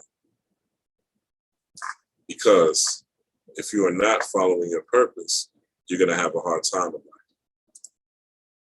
I promise you that. Because when I wasn't, I was. And once I started, things started magically happening for my greatest good. And I thank you. I shit, for real. All right, let's get back to the story. Let me tap in with y'all a little bit, see what y'all talking about here. All right, y'all still here? All right, I appreciate y'all still here. Hit that like button, please. I appreciate it. All right, now let's continue going. I promise I'm gonna wrap it up. I know y'all got things to do. All right, so mother came home and found a bird in the cage. She thought it was meant for their dinner. So again, if you're not taking care of you, if you don't, it's similar to working a job. You know what I'm saying? If you are, and I'm not, I work a job, so I'm not against that, but you should have a passion outside of your regular job, your regular 9 to 5. You should have some sort of passion. And hopefully one day your passion will supplant your 9 to 5. You know what I'm saying? That's where you will garner the most success. You know what I'm saying? Yeah, you might get some money during your 9 to 5, but there's people who are doctors, there's people who are lawyers, who quit and became yoga teachers, who quit and become Reiki teachers. I'm not saying that that's your purpose, but maybe you're a great artist. Maybe you're a great musician. Maybe you're a great whatever. You know what I'm saying? Great animal handler. You love animals. Maybe you're a great person who makes scarves. You know, I don't know, maybe you make nice shirts like this. You know, you're a great designer and you're sitting up working a job just for the money. You know, a lot of those people, once they quit, they become way more successful than they ever would be at the job where they were making a whole bunch of money. I think the lady who made Spanx, I think she was a lawyer, if I'm not correct. She was a big time lawyer, but that wasn't her passion. Her passion was designing. And now she runs Spanx. She's like a billionaire. Spanx are all over the place. So don't put your bird in the cage. You know what I'm saying? Don't put your bird in the cage. Make sure you're tapping in and raising whatever it is that you're supposed to be here to do.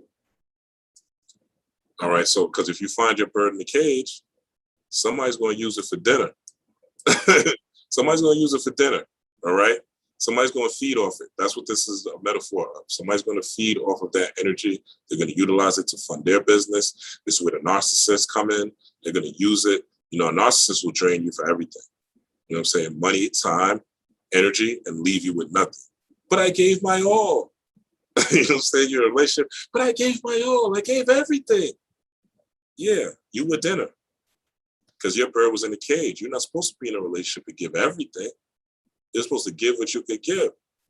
And you're supposed to have a partner that's going to help you be on your purpose. If you don't have a partner that's useful, then you just got some entertainment. It's a waste of time. If your partner can't be useful, this is not say to use somebody or drain them or break their pockets or break their vagina or be a homosexual living with women. You ain't paying no money. You ain't doing things like, you know what I'm saying? You ain't offering no money or nothing like that. You ain't contributing to the household. She got kids. You ain't teaching the kids nothing. You just want to lay up and eat all they fucking fruit snacks and shit, drink all their Capri Suns. You know what I'm saying? You want to eat their Capri Suns and eat all their motherfucking Cheez-Its and shit. Nah, bro. You got to help. You know what I'm saying? Nah, sis. You got to help.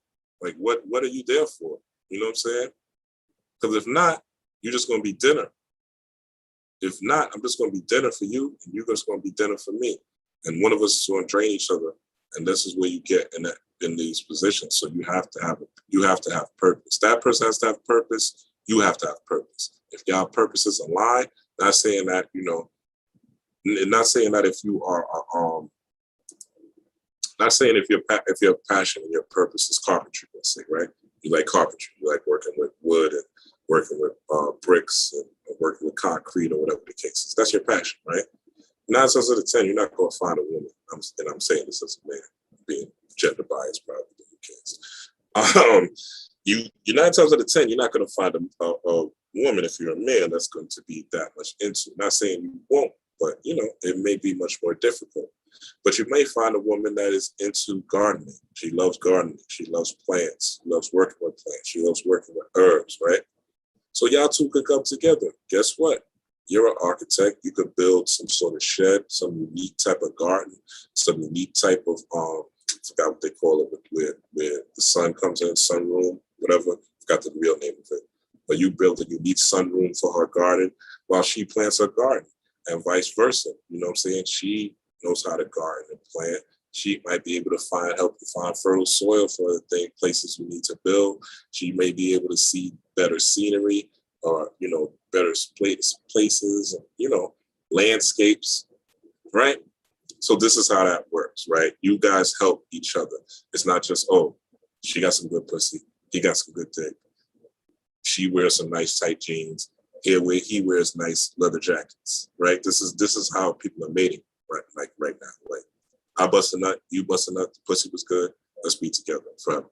No, it's got to be job. It's got to be work. It's got to be purpose behind it, or else you're wasting your motherfucking time. Let's move on. So it says she killed and dressed the bird that she went to the market to buy some of the condiments to cook it. And yeah, dress the bird, right? So if you're not following your purpose, somebody's going to dress you up and have you do what you want to do. You know, that uniform you wear to go to work, somebody's dressing you up. They're dressing the bird, okay? And again, I'm not knocking work or whatever. You know, I got to dress a certain way to go to work myself. But, you know, if you're working from home, you can't just go work from home and just, you know, come bare-chested on Zoom, on your Zoom meetings, just because you're working from home, right? So just because you got your business running or you running your own business, it doesn't mean you can just run your business any your way and look in your way either if you want it to be successful. So somebody, either you're going to dress your own bird or somebody's going to dress your bird. Somebody's going to dress up your passions. You know what I'm saying? That's how it works.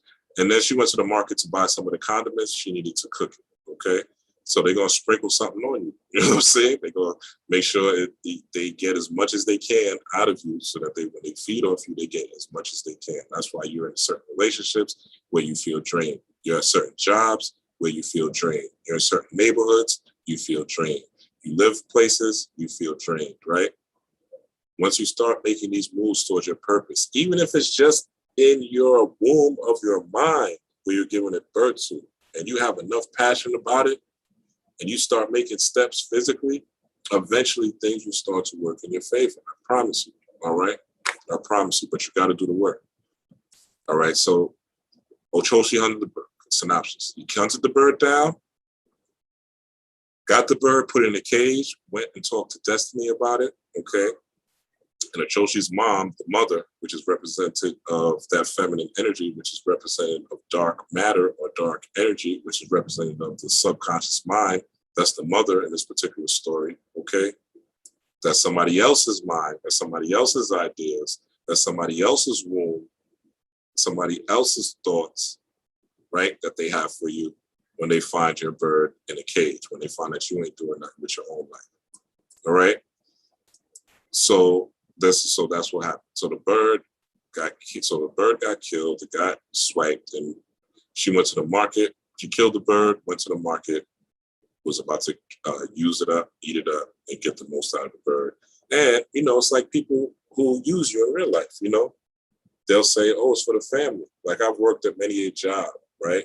And where they'll say, oh, you go into the company meeting. I work in corporate America, you know what I'm saying? So you go into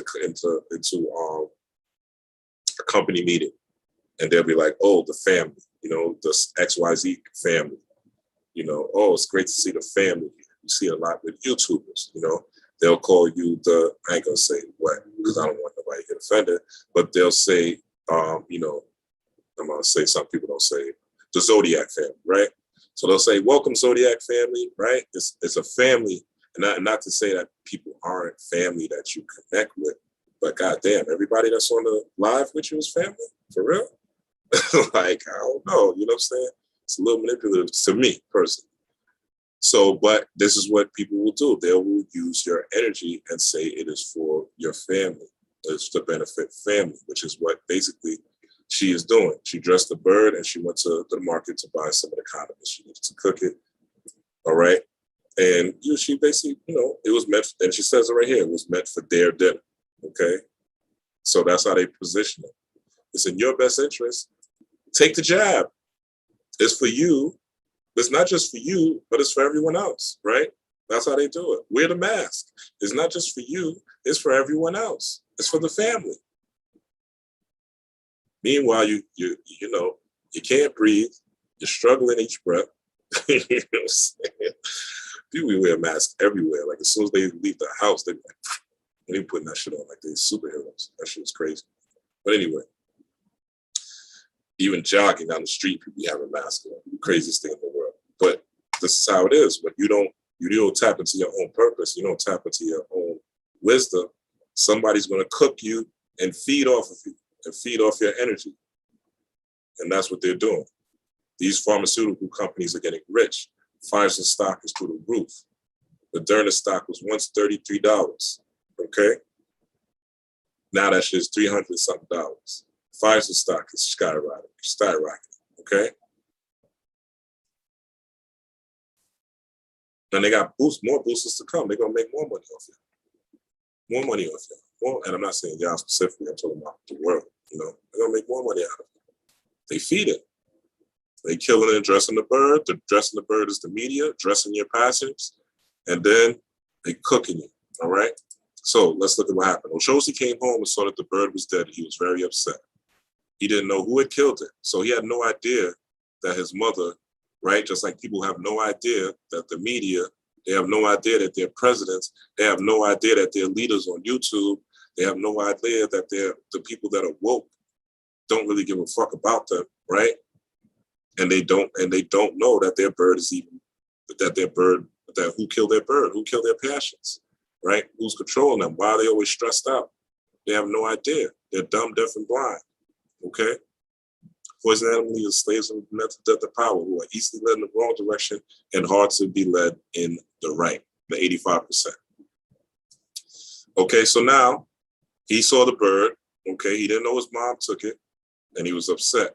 Okay, so he decided that he needed to go get another bird right away.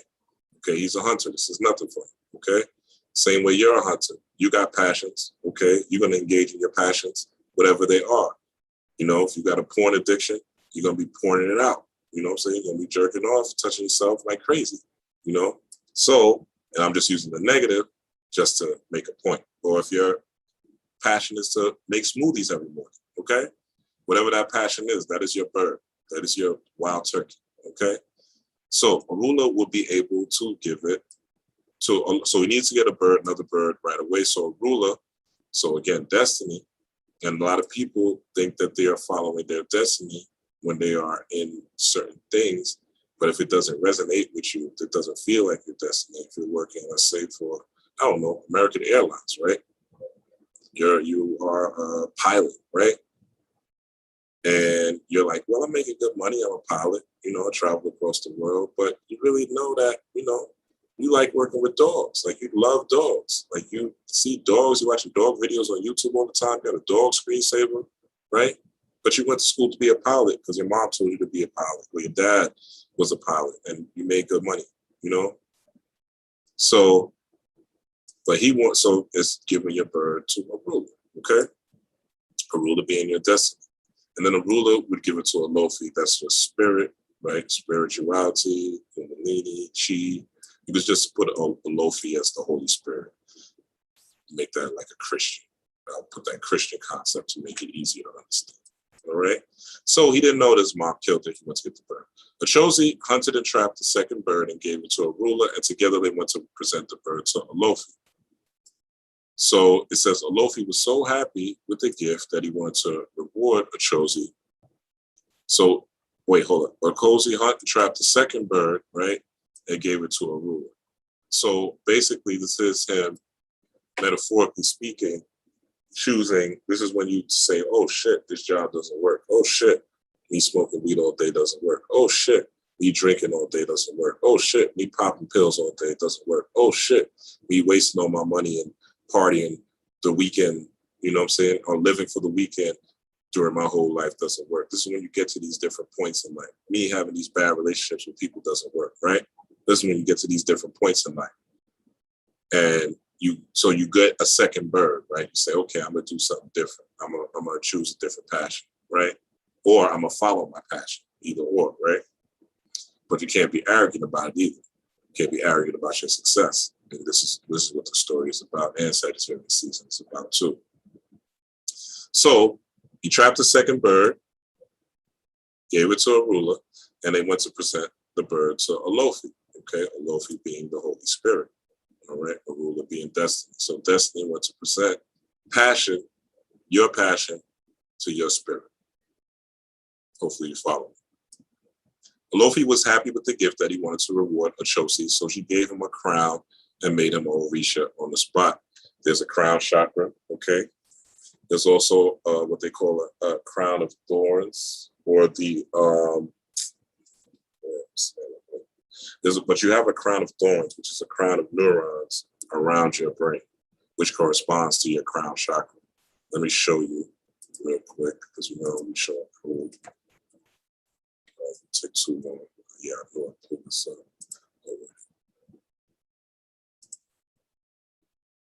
So there's a crown of thorns, the same one that the Christians talk about in church. This is, you have a real crown of thorns in your brain. It's a giant circle of neurons. Forgot the name of it right now, but you want to look that up yourself. You are more than welcome to. But basically, he's saying in this particular story that a Lofi spirit gave him a crown, all right? Spirit allowed the crown chakra to be open, meaning that they found destiny, all right? And it says that this is the hidden seat of consciousness, all right? This crown right here. Again, you go in, oh, claustrum, that's what it is, the claustrum. And you know, we coming into Christmas, Santa Claus. Your claustrum or your crown chakra is at its peak during the winter solstice, December 21st to the 24th. We'll get into that another time. But I just wanted to show you, since we brought up the crown, what's going down. All right. And Saxo shows this, anything else he wanted? And the hunter replied, yes, he wants to shoot arrow in the air and have it pierce the heart of the person who killed the other bird. Okay, so now Olofi was so happy with the gift that he wanted to reward Ochosi. Okay, so he gave him a crown and made him an Orisha on the spot.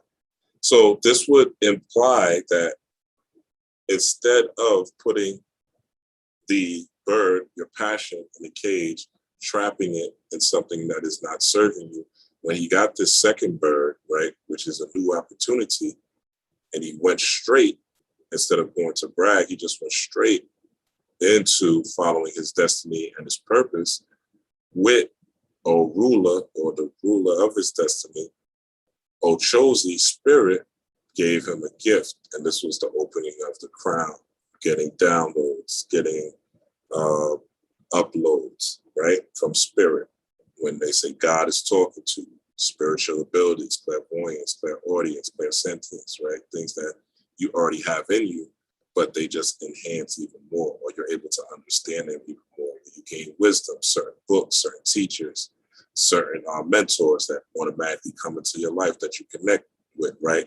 Crown chakra is not just necessarily you and you having abilities, it's also your network, right?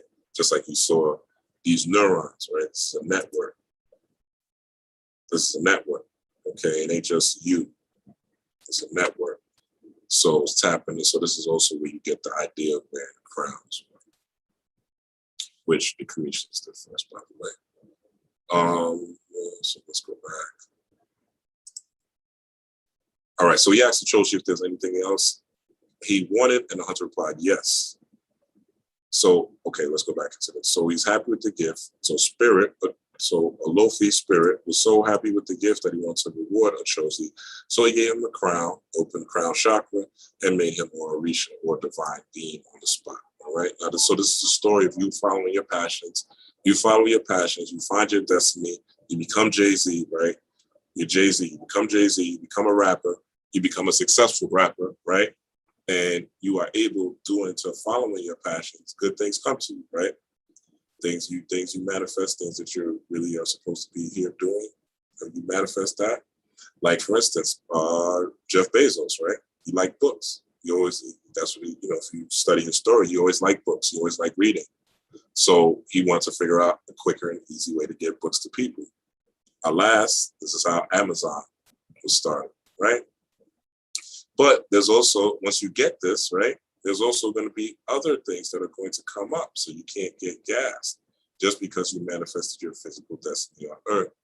You still have to be one with spirit. You still have to be able to connect with others. You still have to be able to, quote unquote, I don't want to say be humble, but realize that even as you are walking and fulfilling your destiny, and some of you that may be watching this may be on your path, you may be fulfilling your destiny. You may have your YouTube channel or your cooking channel, or, your business is thriving, or, you're moved into a place that you've always wanted to, right? Things are going great, right? You can't get so much in your ego, right?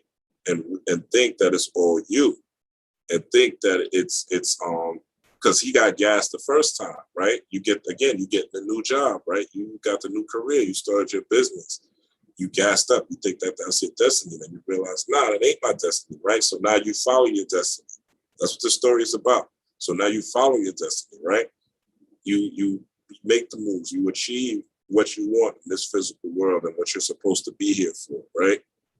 But the ending of the story is about you being tapped into your ego and you thinking it's all about you, not realizing it is you and spirit working together. So Olofi, again, spirit, asked Ochosi if there was anything else he wanted, and the hunter replied, yes, he wanted to shoot an arrow into the air and have it pierce the heart of the person who killed the other bird. Now remember, the person who killed the other bird was his mama. All right, the person who killed the other bird was his mother. Now you may say, given what I've told you, that the mother was evil, right? She shouldn't have never took the bird in the first place. But she did it not to be narcissistic, not to be bad. She did it because she saw the bird there and it was easy to get. And she figured it would help feed the family. Like, you know what I'm saying? I'll get some condiments, cook it up. It'll help feed the family, like legitimately. Like, and that's how these people feel when they'll bring in these corporate offices. They like, yo, it's family. You know what I'm saying? They genuinely feel like you're family, but it's a selfish, egotistical type of thing. It's vampiric energy where they just want to take from you. You know what I'm saying? And they may give, you know, they give you a salary or whatever, give you benefits. But at the end of the day, it's about them winning it. They really don't care about you like they really care about their own family. So it says he wanted to shoot an arrow in the air and have it pierce the heart of the person who killed the other bird. Now, he didn't know his mother, right? It says Olofi, all-knowing, because it's a spirit, understood what Ochosi's words meant. So he asked if Ochosi was sure that's what he wanted, okay? Yes, said Ochosi, I want justice, and Olofi granted the wish, okay? So you being, this means that killing the mother is you being arrogant, you being in your ego, you thinking that you're above somebody, you thinking that you're better. As soon as he became an Orisha, he wanted to hex somebody, right? He's like, I'm an Orisha, I want to curse, I want to hex, right? That's metaphorically speaking, right? I want to put somebody through some hell. As soon as he completed his destiny, right? He wanted to do people dirty, right? That's not what this is about. You shining, you growing, you becoming magical is not about you being a better person than anyone else. It is about you living out your destiny and how your destiny is going to be able to help others ultimately. It's not, now some people are motivated to become successful because they want to show somebody something, right? There's a lot of people out there, I want to show them that I could do this. I want to show them that I could become that. And there's some of that, you know, does linger, you know what I'm saying? Even in myself, you know what I'm saying? I want to stun on these niggas, you know what I'm saying? I want to stun on the person that hurt me, you know?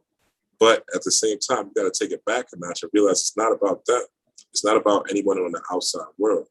It's about you growing into your purpose, you being at peace in your purpose, you being happy in your purpose. It's not about getting revenge against the white man. It's not about destroying the government. You know what I'm saying? All these things are going to happen in due time based on people living their purpose. All these things are going to happen. The government, look, all the books and prophecies, the Mayan prophecy, the book of Revelation, the Bible, what are other prophecies? The Hopi prophecy, right? Says that in the end, we win. Says in the age of Aquarius, it is peaceful and we win. And we're going to go through a cycle of peace. That's coming.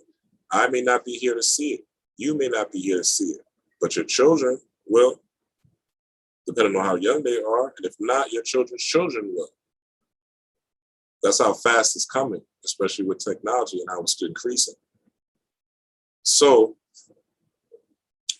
you are basically living out your purpose just for the purpose of living out your purpose, so you don't have to reincarnate here on earth. You can become a Orisha or an angel or an ancestor if you so choose to when you are in the astral plane and when you are offered the ability to do what you want. And if you don't understand how this, go back and watch Lovecraft Country when the mother was transported in the spaceship, okay, and how she had to choose her destiny and the life that she wanted to live. So it says, Ochosi reached the arrow, and almost at once he heard his mother cry out, okay? The arrow had pierced her heart and killed her. Ochosi was terribly sad when he realized what he had done, but he also knew that justice had been done, all right? So ultimately, this is a story about ego. This is a story about justice. This is a story about honor, even on the spiritual path. You know, even on the spiritual path. Be careful what you wish for. Be careful what you utter. You're looking for revenge. You know, and revenge ain't really all it's cracked up to be. You know what I'm saying? Sometimes you just gotta let sleeping dogs lie. Even the person that hurts you, you gotta let sleeping dogs lie and let the universe take care of itself. Because eventually that energy that they put out and the energy, the evil eye you're giving them when you're thinking about how they fucked around with you and you're thinking about the shit that they put you through, they're gonna go through it too. You know what I'm saying? And if they don't go through it this life, their children and their seeds. If they're not having kids, the universe is orderly as well. It's under Ma'at, which is balance. Scales, Ma'at is scales. So the universe is going to give them what they deserve in this life. Okay? The universe is intelligent. Don't ever think that you know, now I'm not saying there's not situations where you know you're in. The only way you should be hexing people. I'm not telling you what to do. I'm telling you what spirit's telling me to tell you what to do. The way you should be hexing people is just a life and death situation. It was a situation that's this person's constantly fucking with you, can't get rid of them. You know what I'm saying? They're on your neck. You know, it's super critical, right? But if somebody cuts you off in traffic, if you have an argument in the grocery store, if you break up with somebody, if he cheated on you, she cheated on her, that's not a reason to hex nobody. Sorry. I know you're saying they cheated. Now, if this person tried to hurt you, or if this person, you know, attacked you or something like that, and you feel like they could attack you again, or you feel like they're a threat, then yeah, you want to put them, that's what you use that for, that defense for, but not just for regular shit. And honestly, again, there's really no need to be doing that nowadays. It really isn't. All you really have to do, because we are in we're in the age of Aquarius, so we're dealing with mental magic, water bearing. You're made of 75% water. Aquarius, if you look at Aquarius, it's a jug pointing water, right? So it's what you put out. The energy that you put out will be the energy that will manifest. So Ochosi became the deity of justice. And those of you who may be aware, may not be aware, Ogun, which is Ochosi's homeboy, it says it right here, attributes of Ochosi. He works with Elegua. Excuse me. Oh, it says Yamaya, right? Is often mentioned as Ochosi's mother, right? So that is we all connected via water, believe it or not. We all drinking the same water. You drink it, you pee it out, right? Gets sterilized, refreshed, but it's still water, still rainwater eventually. So we're all breathing the same water. You have water in your body when you sweat that evaporates. That gives off an energetic frequency, which you call an aura, which gives off an electromagnetic field, which is based on the emotions, the energy that you have in motion. Water is also a representation of emotion. When you are upset, your body heats up, meaning what do they say? Your blood is boiling, okay? So that's representative of emotion, all right? So I didn't even read this part, honestly. So I'm glad I saw that. So yeah, you could kill your own motion, your own way of life, your own way of connecting with others, based on you being arrogant. You want to get back, based on you being your ego, based on you doing something for someone else, which is also similar to you putting your bird in the cage and not wanting to follow your destiny, not wanting to learn about it, just wanting to get money, fuck as many people as you can, do as much as you can in this world and die and come back again. Hopefully that makes sense. And again, if you think, there's no karma, whatever, then I suggest you just throw out your Kabbalion, because it says it right here, that there is a law of cause and effect, okay? Every cause has an effect. Every effect has its cause. The Kabbalion is what they call the 7 Hermetic principles. Change that to Kemetic, and you got it right. These are basically the laws of Tahuti or Thoth. We have a word called thought. It comes from the deity or the god Thoth, right? Thoth, for those who don't know, let's just pull it up. It's also called Tahuti, and this is the ibis bird, okay? Also, if you look at the ibis bird, the top, it actually looks like there's a crescent moon, okay? And if you go back, let's go back and look at the fez. You see on his head, he has a crescent moon. Crescent moon, crescent moon, crescent moon. Even the bill is a little crescent moon. So this is Tahuti of thought. So this was the god of wisdom, right? This is the god of wisdom, second sphere on the tree of life. For those of you who follow the Kabbalah, this would be the second sphere. Right now, I don't remember the name of the Kabbalistic deity that represents that. But all these are aspects of yourself. You have thoughts. Tahuti is just representative thoughts and ideas, wisdom, divine wisdom, though, not just book knowledge. Although he works with books too, but this is where you get your channeling from and your channels from. So now that we've done that, so these are the 7 laws. The Kabbalion 7 laws of the 7 Kemetic principles come from that particular deity, Tahuti. Now that we've done that, let's do this. See if there's anything here.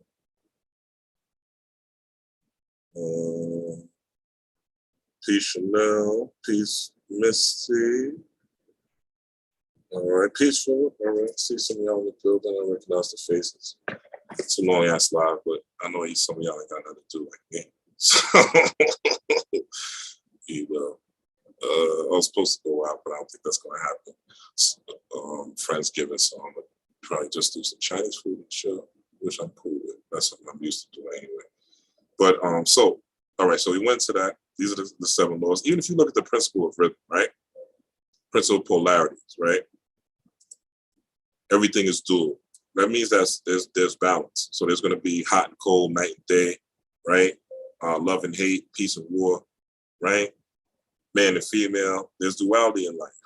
So there's got to be, so polarity, rhythm, you have rhythms in your own life where you got a flow where you feeling good, you got a flow where you feeling down. Sometimes you might wake up. I know I do. You wake up, you're in a certain mood. You have a certain feeling. That's the principle of rhythm, all right? So there's cause and effect. So also I want to go into a little bit of, so Ochosi in the Catholic religion, all right? So again, it talks about the warrior trilogy. He's friends with Elegba and Ogun. Ogun wasn't necessarily in this particular story, but Elegba was. Elegba being a road opener for those who just came. Ogun being the person who deals with, or the deity that deals with, it's basically Ogun's a warrior deity. Ogun has the big ass machetes, but those big ass machetes is not only for justice, right? I serve justice, I setting that ass to the fore, lyrics, Jizza lyrics, right? And his name was Justice. His real God body name was Justice, but justice, right? And justice, you see in the tale of Ochosi, and wanting justice so bad outside of the realm of spirit, he ended up taking it in his own hands. And because he took it in his own hands, he ended up killing his own mother, right? Killing his own flow. So you want that justice to be meted out when you are living your purpose. You are actually just, right? When you are treating people the way you want to be treated, you are actually just. That's where you get the warrior energy also from. Because when you know you're right, can't nobody stop you when you know you're right. At least I know me. When I'm right, I'm gonna fight to the death. Now if I'm bullshitting, I may try to wiggle my way out. If I'm right, you can't tell me nothing. If I know I'm right, you can't tell me nothing. All right, so it says, so today is Thanksgiving, right? So let's go back to that. So there's another character who the Orisha Ochosi is syncretized, whose attributes are more intensely related, okay? Known in the Catholic religion as Santiago de Zebredo, okay, or Jacob de Zebedeo. He's one of the most outstanding apostles who accompanied Jesus of Nazareth.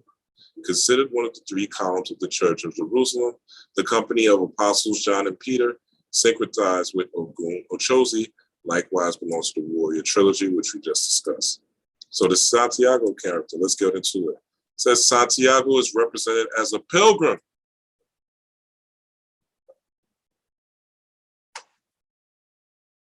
Isn't today the ritual of the pilgrims eating with the Native Americans or eating with the Indians? This just shows you more how Sagittarius season is really Ochosi season, right? And he's a pilgrim, okay? They adapted some basic attributes of the pilgrims for the use of the warrior staff. This is actually written incorrect.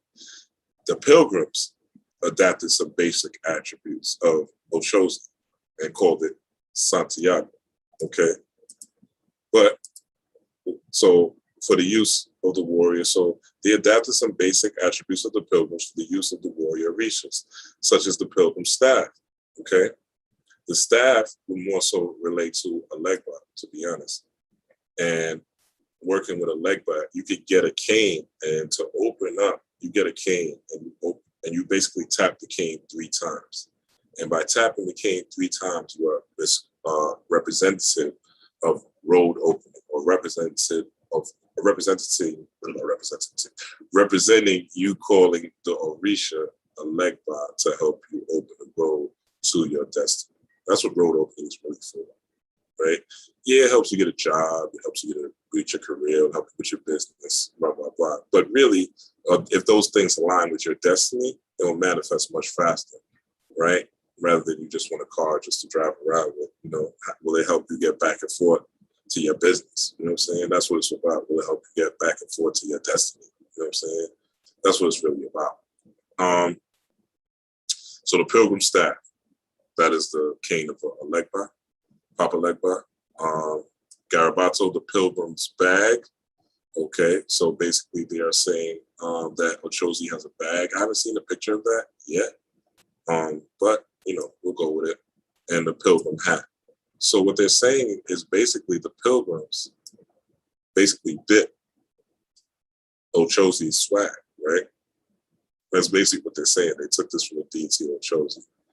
And again, this is just a whole nother article, okay? This is O'Shea if I ain't making this up. The spiritual influence of Santiago is one of the worst evidenced by the success of Kim Marrero over the Moors. And the Moors, okay, so Moors are already here again, okay? So they're saying it's the success over the Moors, all right? So they're trying to flip it in this particular article.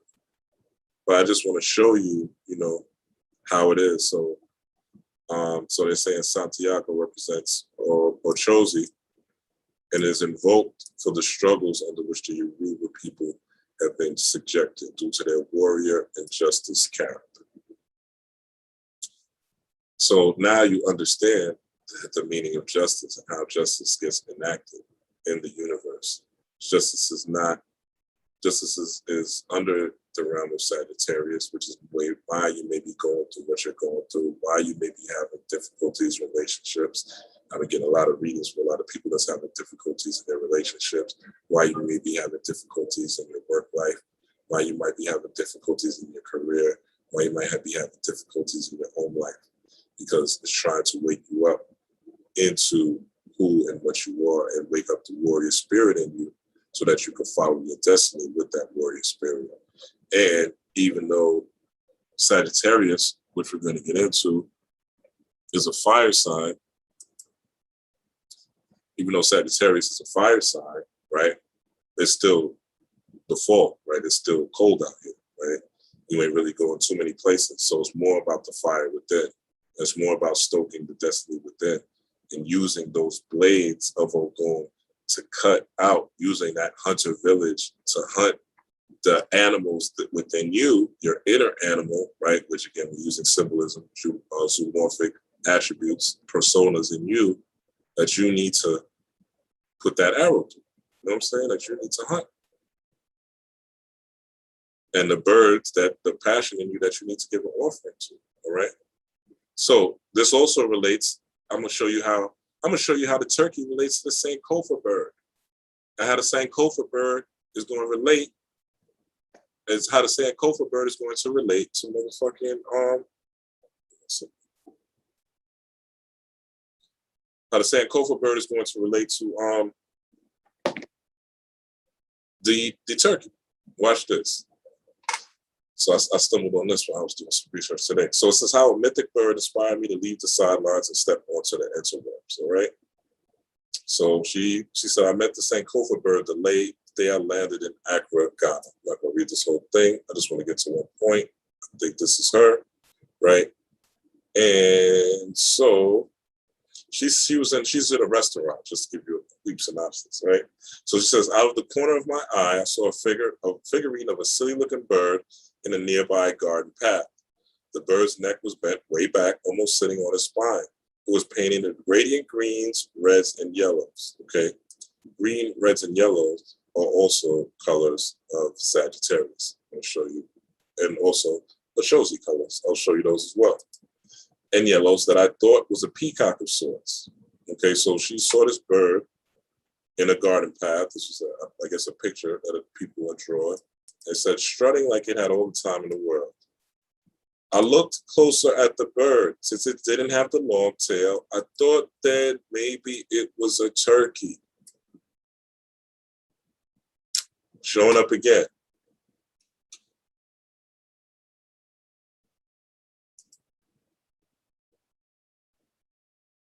I thought maybe it was a turkey, the phoenix, okay? Thought maybe it was a turkey, right? Now let's see what she's looking at.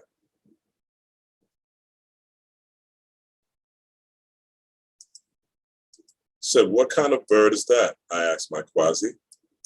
He had picked me up at the airport and pulled me to this outdoor restaurant to grab a bite. Okay, so she was in a restaurant. All right, so he's gonna tell her, that's the Sankofa bird, right? She thought it looked like a turkey with no waddle. All right? That's what she said. I didn't say it, okay? She said, that's the Sankofa bird. You've never seen one before? She said, no, I thought it was a turkey. Why is its head so far back? They say it can carry an egg on its back without dropping it. It is one of its famous symbols. There's also a Cometian deity named Geb, or the golden goose, right? That's where the golden goose story comes from. And that he has an egg as well. But I ain't gonna go into that for time's sake, because that's another little long conversation. But basically, it says it can carry an egg on its back without dropping it, all right? And this is what the Sankofa bird looks like. Looks like a and she thought this looked like a motherfucking turkey, all right? And this is what they call an Ndinka symbol. This was created this is for the Akan people of, I believe it's East Africa, if I'm not mistaken. These are Ndinka symbols, okay?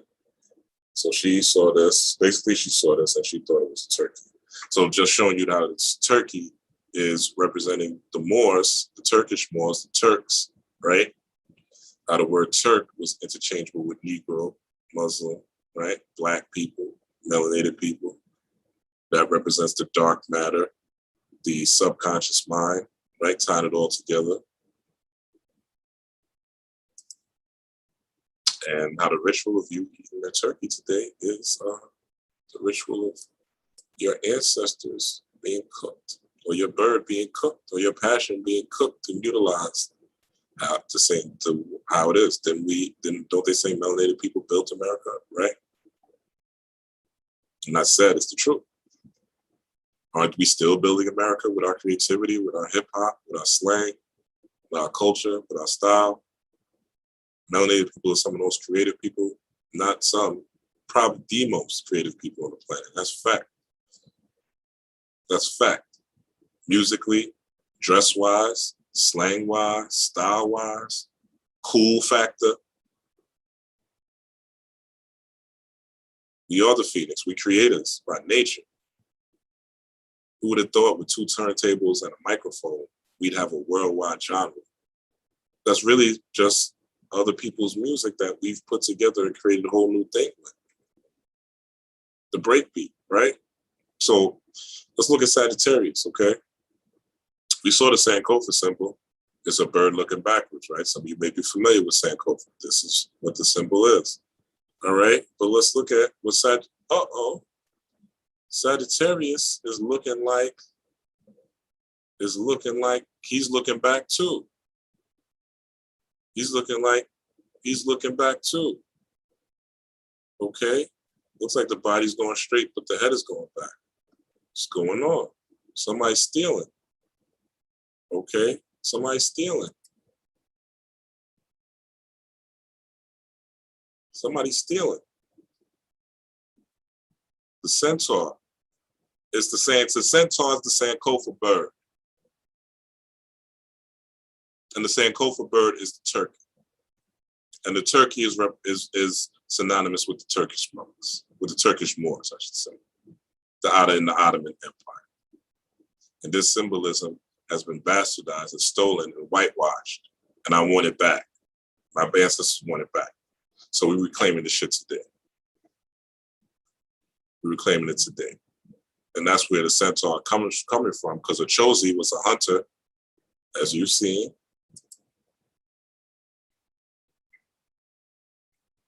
Well, they got the European there. But Ochosi's the hunter. We'll use him just for it. Ochosi was the hunter, right? And as you can see, I'm making this up. As you can see right here, there's the bow and arrow. He was a hunter. Ochosi's a hunter in the wilderness, as I discussed. He is the patron saint of animals, and he's skilled with a bow and arrow. So Ochosi runs Sagittarius season. This is Ochosi season. This is the big homie season right here. Pay homage. All right. Now, I'll do this again. So the ruling planet of Sagittarius is Jupiter. Jupiter is the planet of abundance. All right. Ochosi was a skilled hunter, right? He can hunt and get as many animals as he wants. Okay. Jupiter is the biggest planet in the solar system. Jupiter could fit like 12 Earths inside of it or something crazy, right? That's how big it is. Jupiter could fit every planet in the Milky Way and still have room to breathe. That's how big Jupiter is. So it's a planet of expansion. It's a planet of growth, right? It says Sagittarius is an optimistic sign associated with expansion, idealism, religion, and philosophy, okay?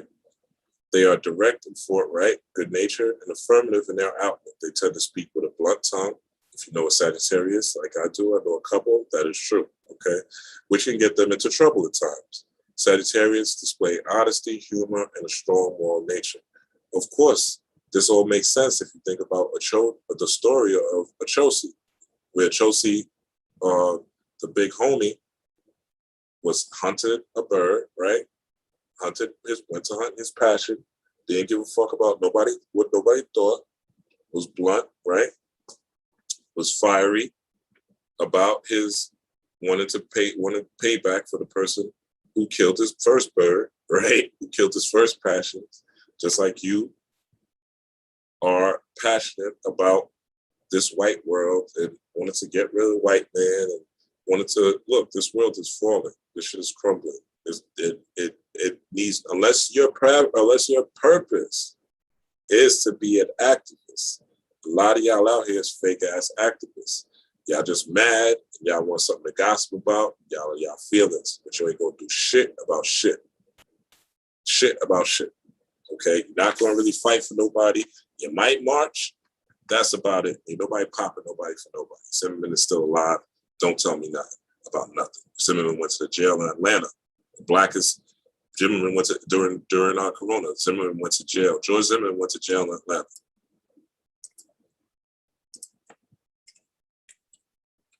Don't tell me nothing about your pain and how white people is doing this to you and doing that to you. When this dude is still walking around.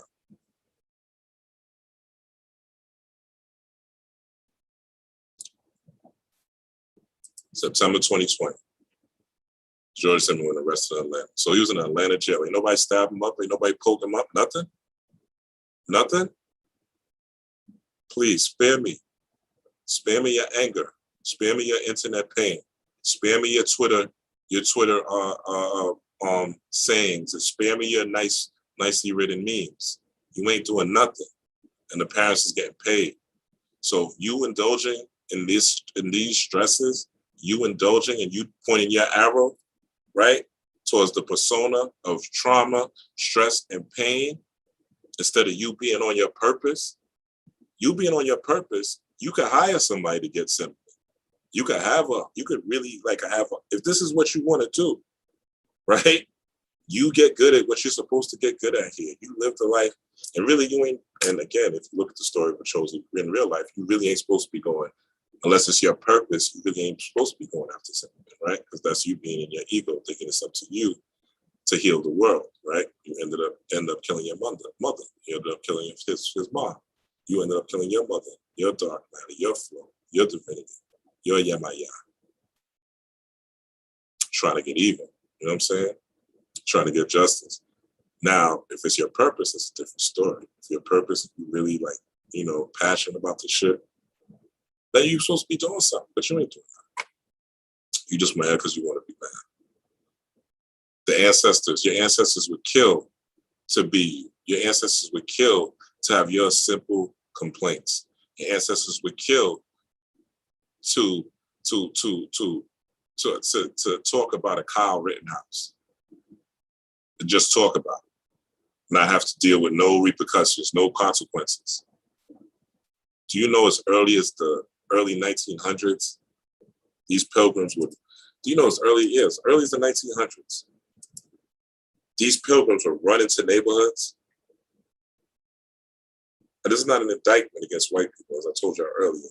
You may have been white in your past life, right? But it is an indictment of a characteristic of a persona that I could talk about that has impacted people that look like me in this life. And do you know that pilgrims used to run up in, like you'd have your own neighborhood, not just Black Wall Street. This is something that happened on a regular basis, and they just come out and run up and just run through and just cause a chaos just because it was something to do on Friday night for no reason. Like real issues your ancestors had. You calling your job the plantation where you could walk off your job and collect unemployment. Like stop disrespecting your ancestors for real. That's why you ain't hunting. You ain't got your bird. Your bird is in a cage. You ain't hunting right. You know what I'm saying? So you're gonna get served justice. And that's when you go through the hardships and stuff like that. And the challenges. And it's only meant to make you better. It ain't meant to hurt you.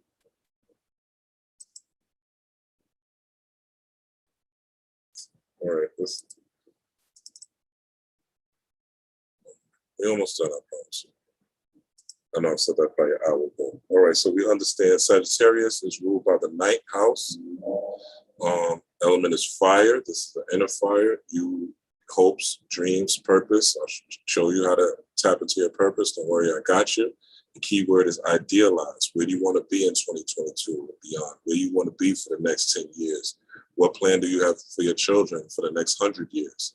Right? Where do you see them in the next 100 years? What type of visions are you giving your children for the next 100 to 1,000 years? What type of vision do you have for yourself while you're alive? Right? Are you living in your purpose? It's never too late. Never. I don't care how old you are, so to speak. It's never too late. You can always tap in, but you got to tap in sooner rather than later, because the more you have certain amount of habits, the brain is a memory machine. It's a repetition machine. So the more you indulge in certain habits, the harder it is to fight it off. It becomes neurons that fire together, wire together. So it becomes much harder to rechange and restructure neurons if you've been firing them the same way for 20, 30, 40, 50 years, So you want to get on your game as soon as possible. And that's through meditation. That's through new daily rituals that are going to bring you closer to the divinity in yourself. That's towards moving towards a purpose other than simply getting money, having sex, eating, sleeping, and traveling and dying.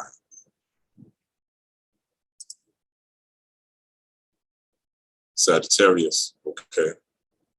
The colors are purple, yellow, blue, and green. These are also Ochosi's colors. I'm not going to go back, but you could go back and look. I've talked about this, all right? Lucky stones, diamond, lapis lazuli. And as you see, there's also an arrow, all right? The hunter arrow. So Sagittarius season is really Ochosi season, all right? Characteristics, independence, idealism, education, cheerful, free spirit. So independence, what's your career? What is your career goal, right? Idealism, what does it look like? How does it feel, right? These are things you want to take into your meditations. These are things also, if you're doing deity work, that you want to put on your altars, right? Your script or your petitions, right? Are you cheerful about it? You know what I'm saying? Is there good energy going towards your ideals or your vision of independence? What's the emotion, the energy, emotion about it, right? Or are you like Ochosi, you know, want to get revenge, want to pay back, want to do it to stunt on them haters, right? Or are you doing it because this is your purpose? And free-spirited, you know what I'm saying? You should feel free. You should feel like you're enjoying what you do. You should feel like you're passionate about what you're doing. I'm here doing, I don't know, I'm probably going on like 2 hours, right? But I'm passionate about it. I like it. I love it. I love researching. I love learning. I love teaching. I like showing y'all new things, you know what I'm saying? And it helps me to learn as well. So what are you passionate about? Well, you could do something for 2-3 hours without a problem and still continue going, all right? And feel joyful about it. So this is what's your purpose, but you want to know, looking at, again, the arrow on Sagittarius, if you look, I showed y'all this earlier. This is from my man, Adika Butler. If you're on Instagram, follow him. You can also follow me at Ra_Blackstorm. All right. I would appreciate it kindly. And you see he is walking around and he is, this is the morgue, all melanated beings. All right. But most importantly, this looks like this. Okay. This is a Moorish crown. All right. It's a Moorish crown. And he's talking about kings of ancient Cambodia here, all right? But this is a Moorish crown. Boom. Boom. Boom. Turkeys. You know, the bird that Ochosi hit was the turkey, was the phoenix. And trapping the phoenix is you trapping your passion. It's something that you're not supposed to be here doing. All right. So now that we've got that together, we've said that, let me just slide this over here. So Sagittarius, right, is, no, this is not it. Let's slide this over.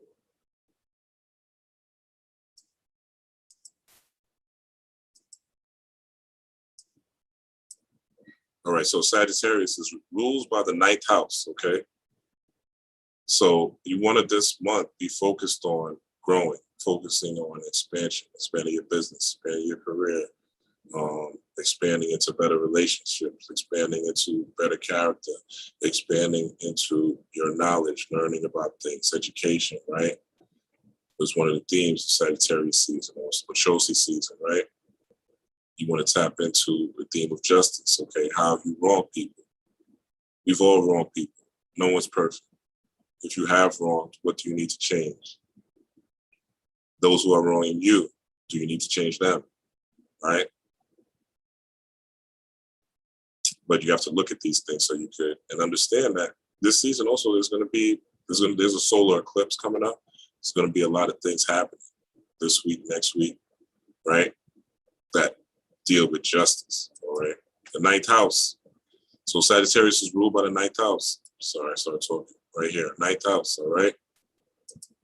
9th house is astrology. I'm not making this stuff up. Again, showing and proving. 9th house in astrology allows you to look broadly upon what has occurred in your life. It gives you the ability to begin to find meaning in life.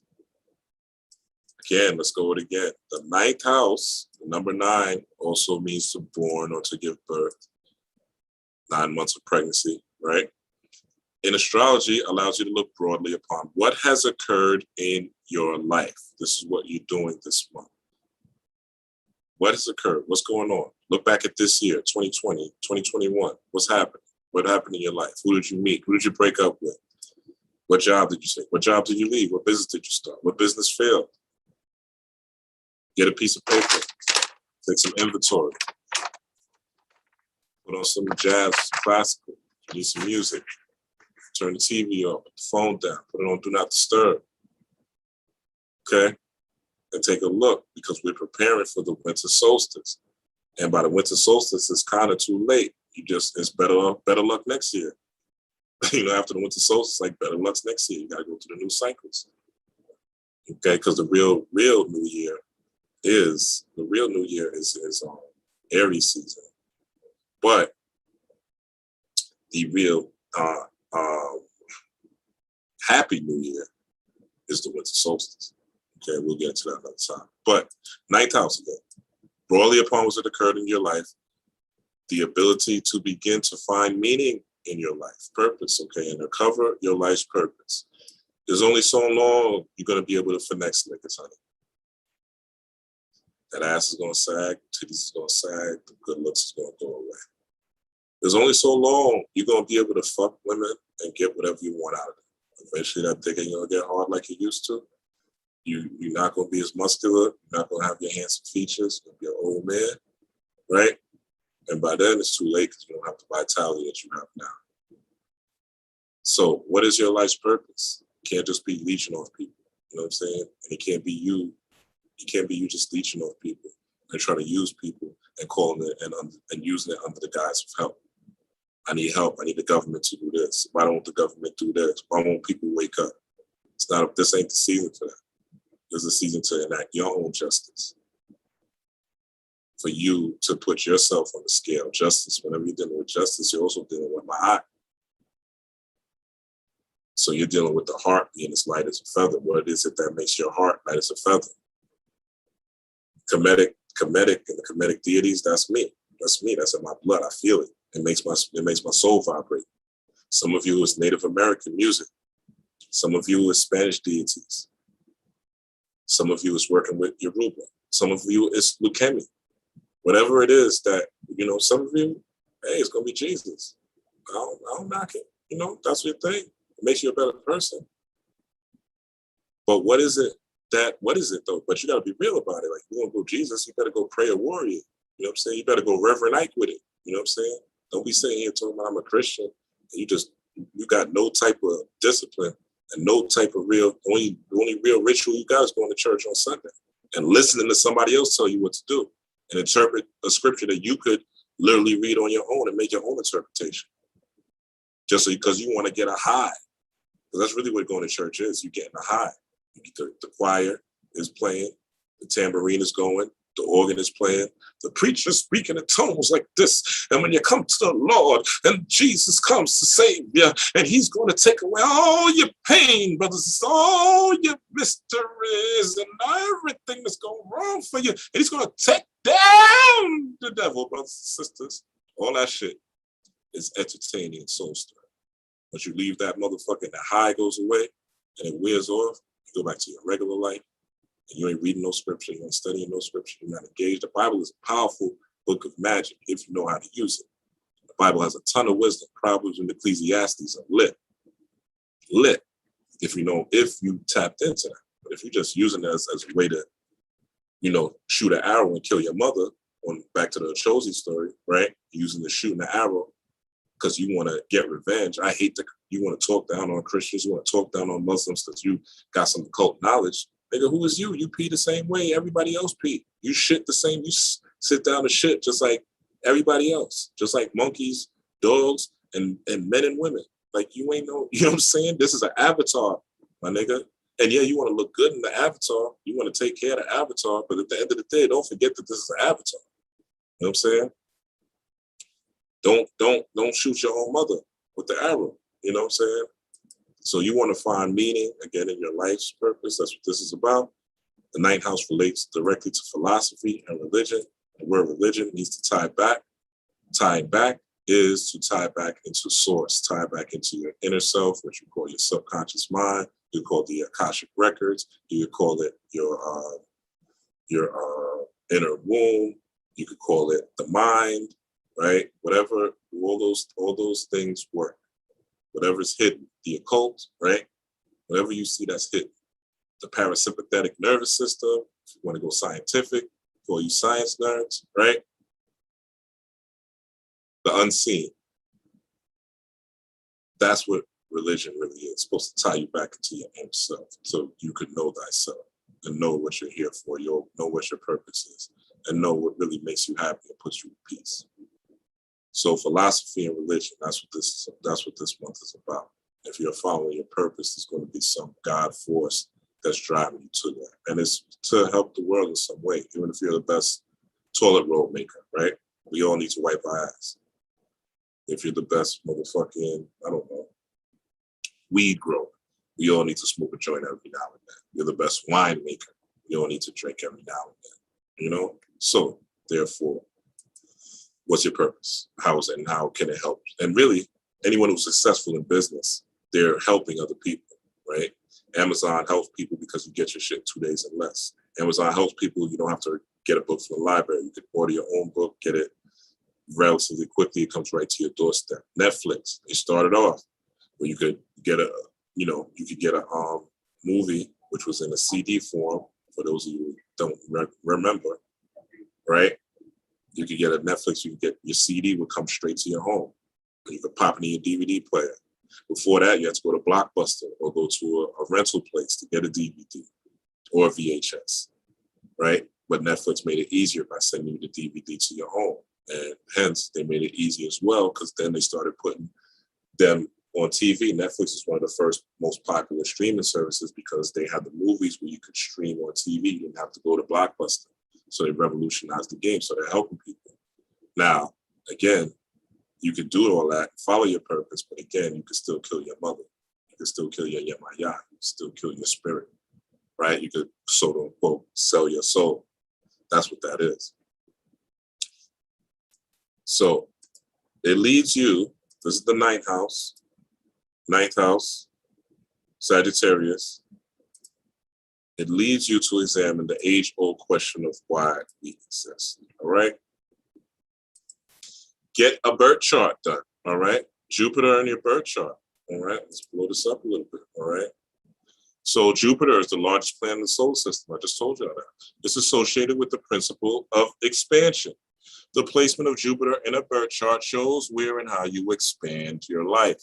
Jupiter rules Sagittarius in the ninth house, which we just discussed, of beliefs considered the great benefic of the zodiac. Jupiter can be seen as good luck.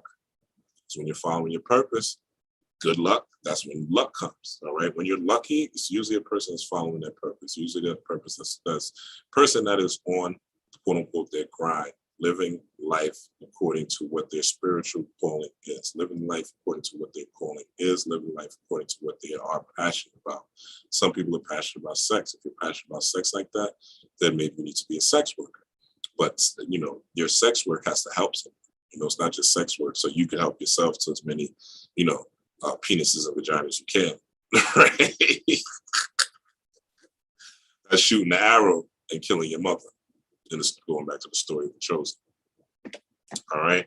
So consider the great benefic of the zodiac. Jupiter can be seen as good luck, optimism, and generosity. So this is the energy that we're under right now.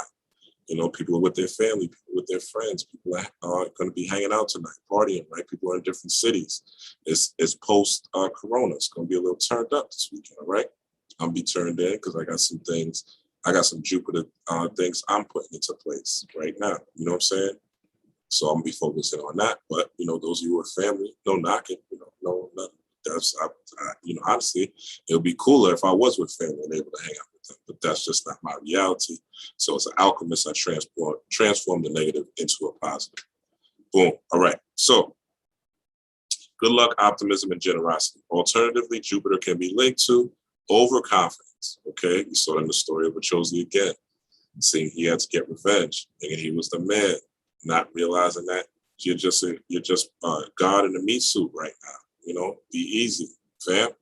Bragging, okay, just like when he put the bird in the cage, right? Got a new job, you know, work, you know, I remember just before the Corona, right? Everybody wanted a government job. Oh, I'm working for the government. I got good benefits, you know. Negroes in New York City who had a government job, who worked for the government, New York City, worked for the state. Oh man, you couldn't tell them niggas. Not dead. Well, you couldn't tell them niggas. Them bitches gassed up. But look what happened. Now all of them got to be jabbed up in order to work there. You know, some people aren't getting jabbed up, so they're not working there. But, you know, things turn. You know, life has a funny way, cause and effect, ups and downs. You know, has a funny way of turning things that you think would making you the man into no longer you being the man. So you got to be careful. So Jupiter can be linked to overconfidence, bragging, and gluttony. Jupiter takes almost 12 years to orbit the zodiac, spending about a year in each sign. I'm not going to go through all these keywords. You could check this out, but Ochosi works with the law, and you see Jupiter, one of the keywords is the law right here, religion and justice, okay, and abundance. And it's really important, I want to say this real quick, it's really important during this particular season of Sagittarius, going up until December the 21st, and then we go to the winter solstice. During this particular season, it is key, major, super, phenomenally fucking important that you think positively, that you have positive visions, that you snap out of whatever depression you have and pour your depression into creativity. I said this is the last video, I'm gonna say it again. For those of you in the back, creativity kills depression. Creativity kills depression. Creativity kills depression. So if you're depressed, you need to get up off your ass and create something, whatever it is that you like. Whether you like to draw, like doing crossword puzzles, Sudoku, get up off your ass and do something. Create something, build something. You know what I'm saying? Create your life. Create what 2022 is going to be. Write it out, make a story about it. Just like they wrote it, somebody made the story about Ochosi, but it has all these different meanings. Create a story about your life and what that's going to look like. Put pen to paper, you know what I'm saying? Then put your imagination to it. But most importantly, put your heart into it. You know what I'm saying? Make sure it's your heart's desire. Because you really want to make sure that you're doing things that are your heart's desire. That's where your passion comes from. It comes from your heart. It comes from your heart chakra. This is why one of the colors of Ochosi, besides blue and besides red, is green, or besides orange is green, because that represents the heart chakra, right? So really, these colors, green, yellow, green, yellow, blue, sorry, I said red. Blue, green, and yellow. You could say blue is the ajna, third eye chakra, right? Green, heart chakra, right? And yellow, or the orange, is the solar and sacral chakra, which would be down here, solar, sacral chakra, right? So it's really literally, in science, they call those the three brains. Brain 1, brain 2, the heart, and brain 3, the gut brain, all right? We won't get into that right now.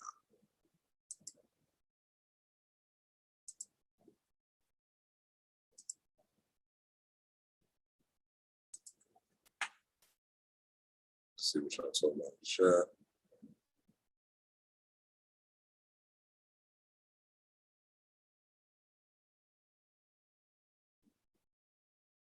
Said peace, Ron. Peace, Ron. Nobody appreciates Spirit for sending me to your message. I appreciate having you, Chanel. Thank you for tuning in. If you're still here, I promise we'll wrap this up very soon. So, now that we know what we have to do, now that we know we have to get a birth chart, look at where Jupiter is in our birth chart. Matter of fact, let me do this. I'm going to show you something. You could go to this website right here. It's called Astro Sheet. I really don't want y'all to see my birthday, year, but y'all can see my birthday. Some of y'all know my birthday is October 23rd. It just passed. I'm a Scorpio, but I'm on the cusp of Scorpio and Libra. Whenever I do these charts, they always say Scorpio. I was born pretty late at night, so I get that. All right, so you want to look at, so let's look at where Jupiter is on my chart, right?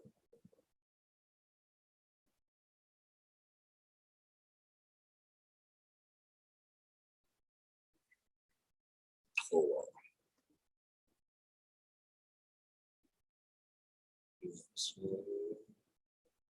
this level? Because it should be right here. Yep.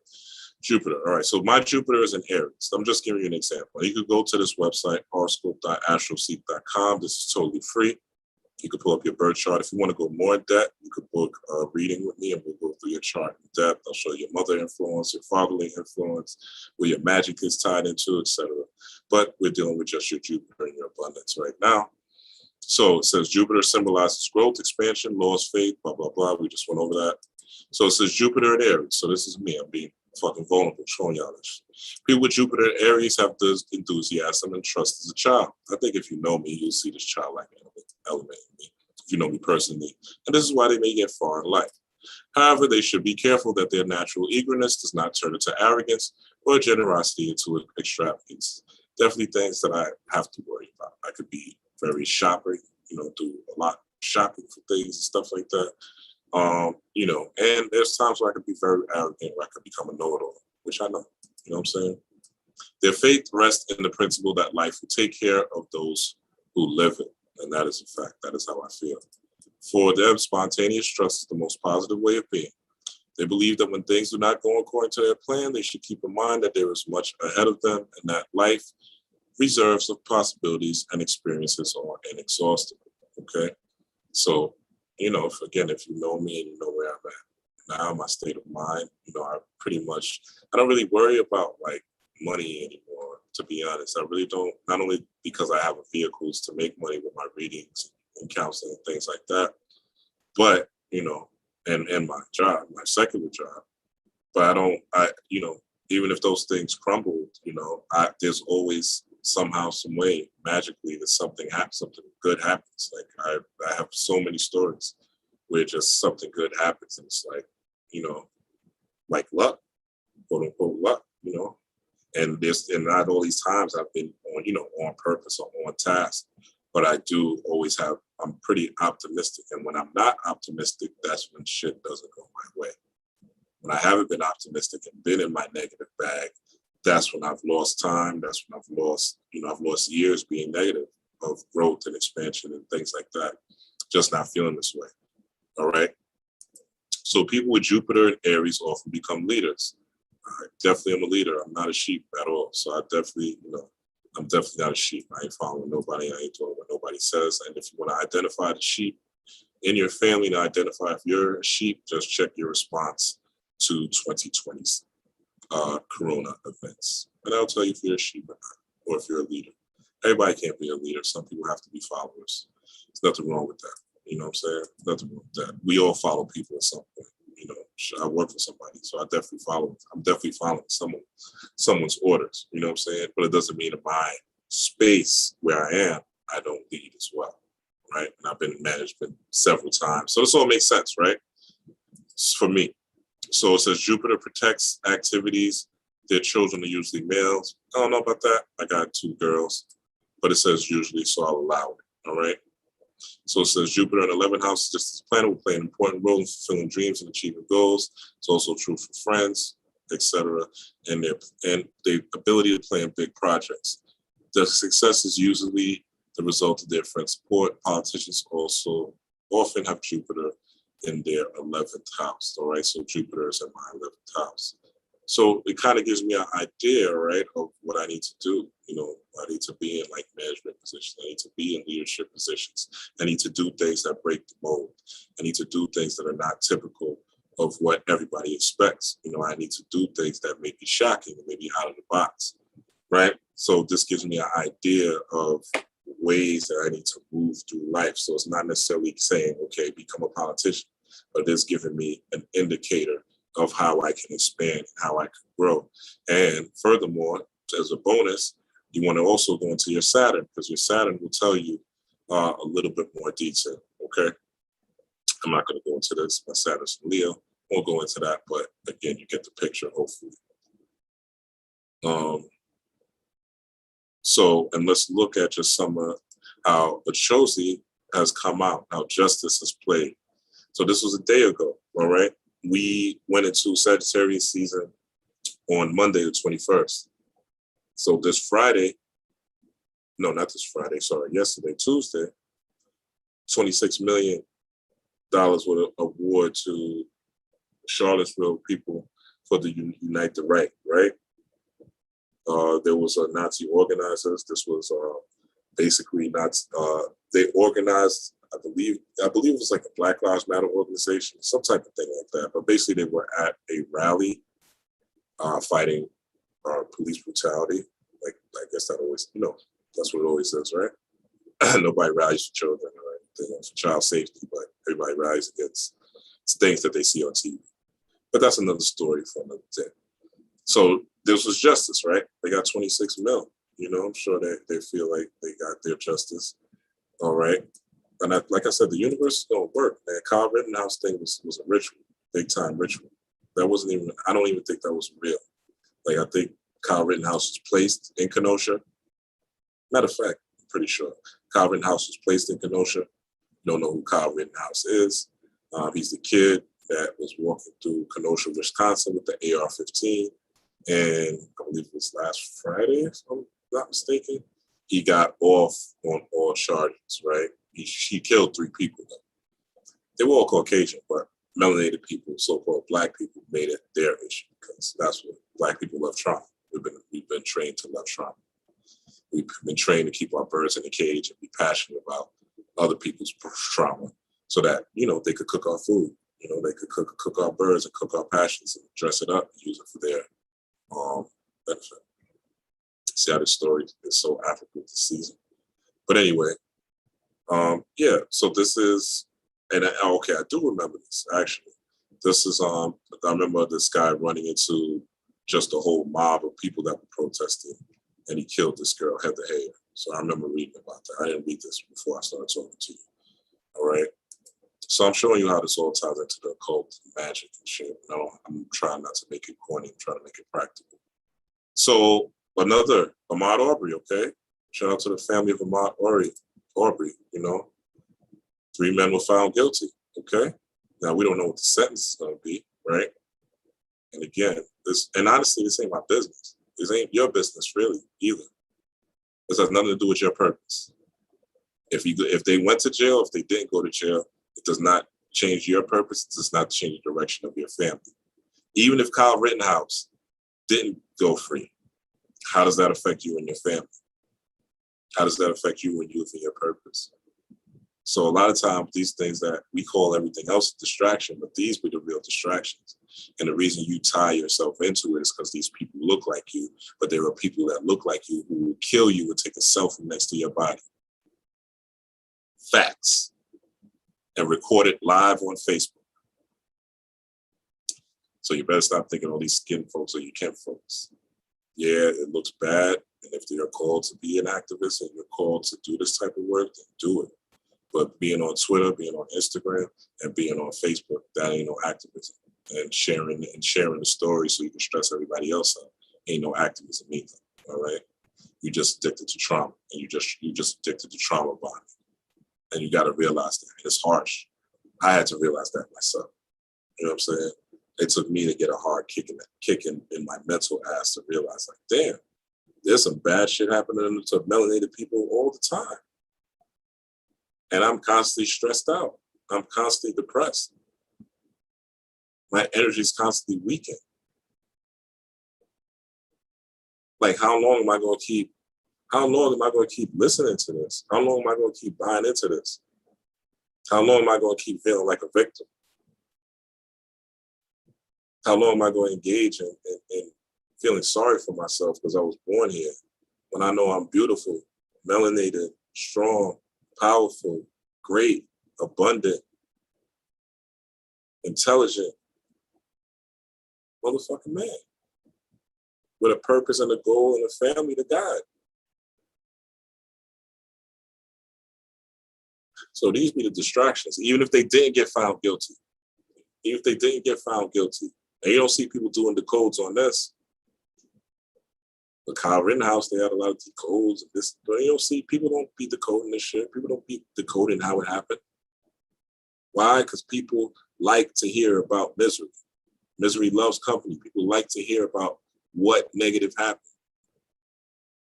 People like to shoot the arrow, right? People like to get where they gotta get and get the money from YouTube, right? and get the views from YouTube, but shoot the arrow and kill their own mother.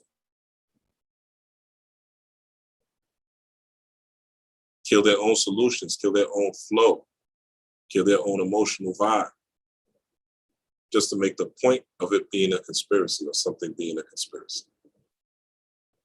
Your purpose is not to be here, just be a conspiracy decoding. Your purpose is not to be here, just be a fucking decoder to understand, which is essentially understanding. Your purpose is not just to be here, be a fucking decoder, but just to understand symbolism and know what symbols means and signs and symbols. While that is great, and while that is a great tool, right? Make sure you're teaching people also the flip side. You know what I'm saying? If you're going to decode, then decode. I want you to decode the symbolism behind Ahmaud Arbery being successful and how his case got won. I want you to decode that it is like I'm doing. And I'm not saying I'm doing like my ego or whatever. I'm saying, or whoever, you know what I'm saying? Because I don't see anybody doing it. You know what I'm saying? I want you to be able to decode that, okay, this is the season of Ochosi. This is the season of justice. So, I see this landmark case where they got 26 million for this Unite the Right thing. I also see that Ahmaud Arbery got off. Decode that as well. Yeah, I want to know about the hand and the hidden hand, the Masonic hand, or what Kyle Rittenhouse was dealing with the judge and the signs and symbols. I want to know about all that. But I also want to know the other side too. Be balanced with it. If that's what if you're just gonna decode, and even in that, that's just still not your purpose. You were not bust out of your poppy's nutsack into a beautiful vagina just to be a decoder. Maybe it's to be a teacher, right? But if you're going to teach. Don't just be a one-sided trauma bonding ass teacher. Let's go on. And a lot of y'all love that shit. A lot of y'all love to hear about some aliens coming. A lot of y'all love to hear about some conspiracy. A lot of y'all love to hear about some bombs because it stokes your anxiety that you already have, and it reaffirms that you could get a dopamine hit from positive shit. You could get a dopamine hit from negative shit. You know what I'm saying? Wire together regardless. December 4th, solar eclipse is coming. Okay, that's next week, next Saturday. Are you ready for expansion? Well, that's why it's coming. All right. And we'll talk about that a little more. Let me see if there's something. That's what it's going to look like. We're not going to be able to see it. It's only going to be really visible in Antarctica, but you will feel it because it's an eclipse. All right. And I think that's all I got for y'all today. It's a long ass video, but fuck it. Whoever needs it will get it. And I feel like I've communicated everything that I want to say. Let's see what y'all say in the live chat. All right. I think that's it. Oh, what's up, Peace, Nikita? Let's see you. Yeah, Flex for Rittenhouse. Yeah, that was a Freemason ritual, exactly. And look, Flex, I'm down with that. You know what I'm saying? I looked into that myself, you know what I'm saying? And I got that information from a good brother, you know what I'm saying? But at the same time, why nobody decoding these successes? Nobody does that. Nobody does that. They only decode like the negative shit and how they gonna get, the theme is like, yo, how they gonna get us? You know what I'm saying? Like that's the theme. That's the consistent theme. How they're getting us, how they're draining us, how they're utilizing us, how they're taking our energy. That is the theme. That's the consistent theme of these conspiracy videos. They never are about how you can rise up, how you could avoid conspiracy, and hell, how you could use a conspiracy for you. You know what I'm saying? If I'm using Prince because my spirit's telling me use Prince. But if Prince died, right? And you are able to tap into the energy of Prince, just the same way as I showed you in the last video, the Catholic Church is tapping into the energy of Prince by lighting a purple candle, playing Prince's music, right? Writing out your particular petition, which is basically your wish list on what you want to grow with, what you want to develop. Really, purple is the color of the crown chakra. So how you can align this to your crown chakra, if you're not utilizing that, and I'm giving you kind of a blueprint, right? DMX dies, Okay, the other side is a ritual for the Def Jam and light. Okay, yeah, great. It's great conversation for the water cooler. How the fuck does that help you and your family? Because it's helping somebody else's family. Bet that they're doing rituals. And it's helping their family for sure. They are in power. They got stores, they got companies, they got generational wealth, and they got generational business. And the way you get generational wealth is through generational businesses. Macy's, J.P. Morgan, J.P. Hunt, right? These different names of places. There's different last names. Wells Fargo, Rolls Royce, right? These are names of people. Toyota is a person. It's a last name of a person. This is how you get to where you want to go. And I'm not just saying just creating a business, because that may not be your purpose, but this is what these people are doing to keep their last name going. So their ancestors have left something for something. J.P. Morgan, regardless of how you feel or whatever, he has left something that exists way beyond his physical avatar life.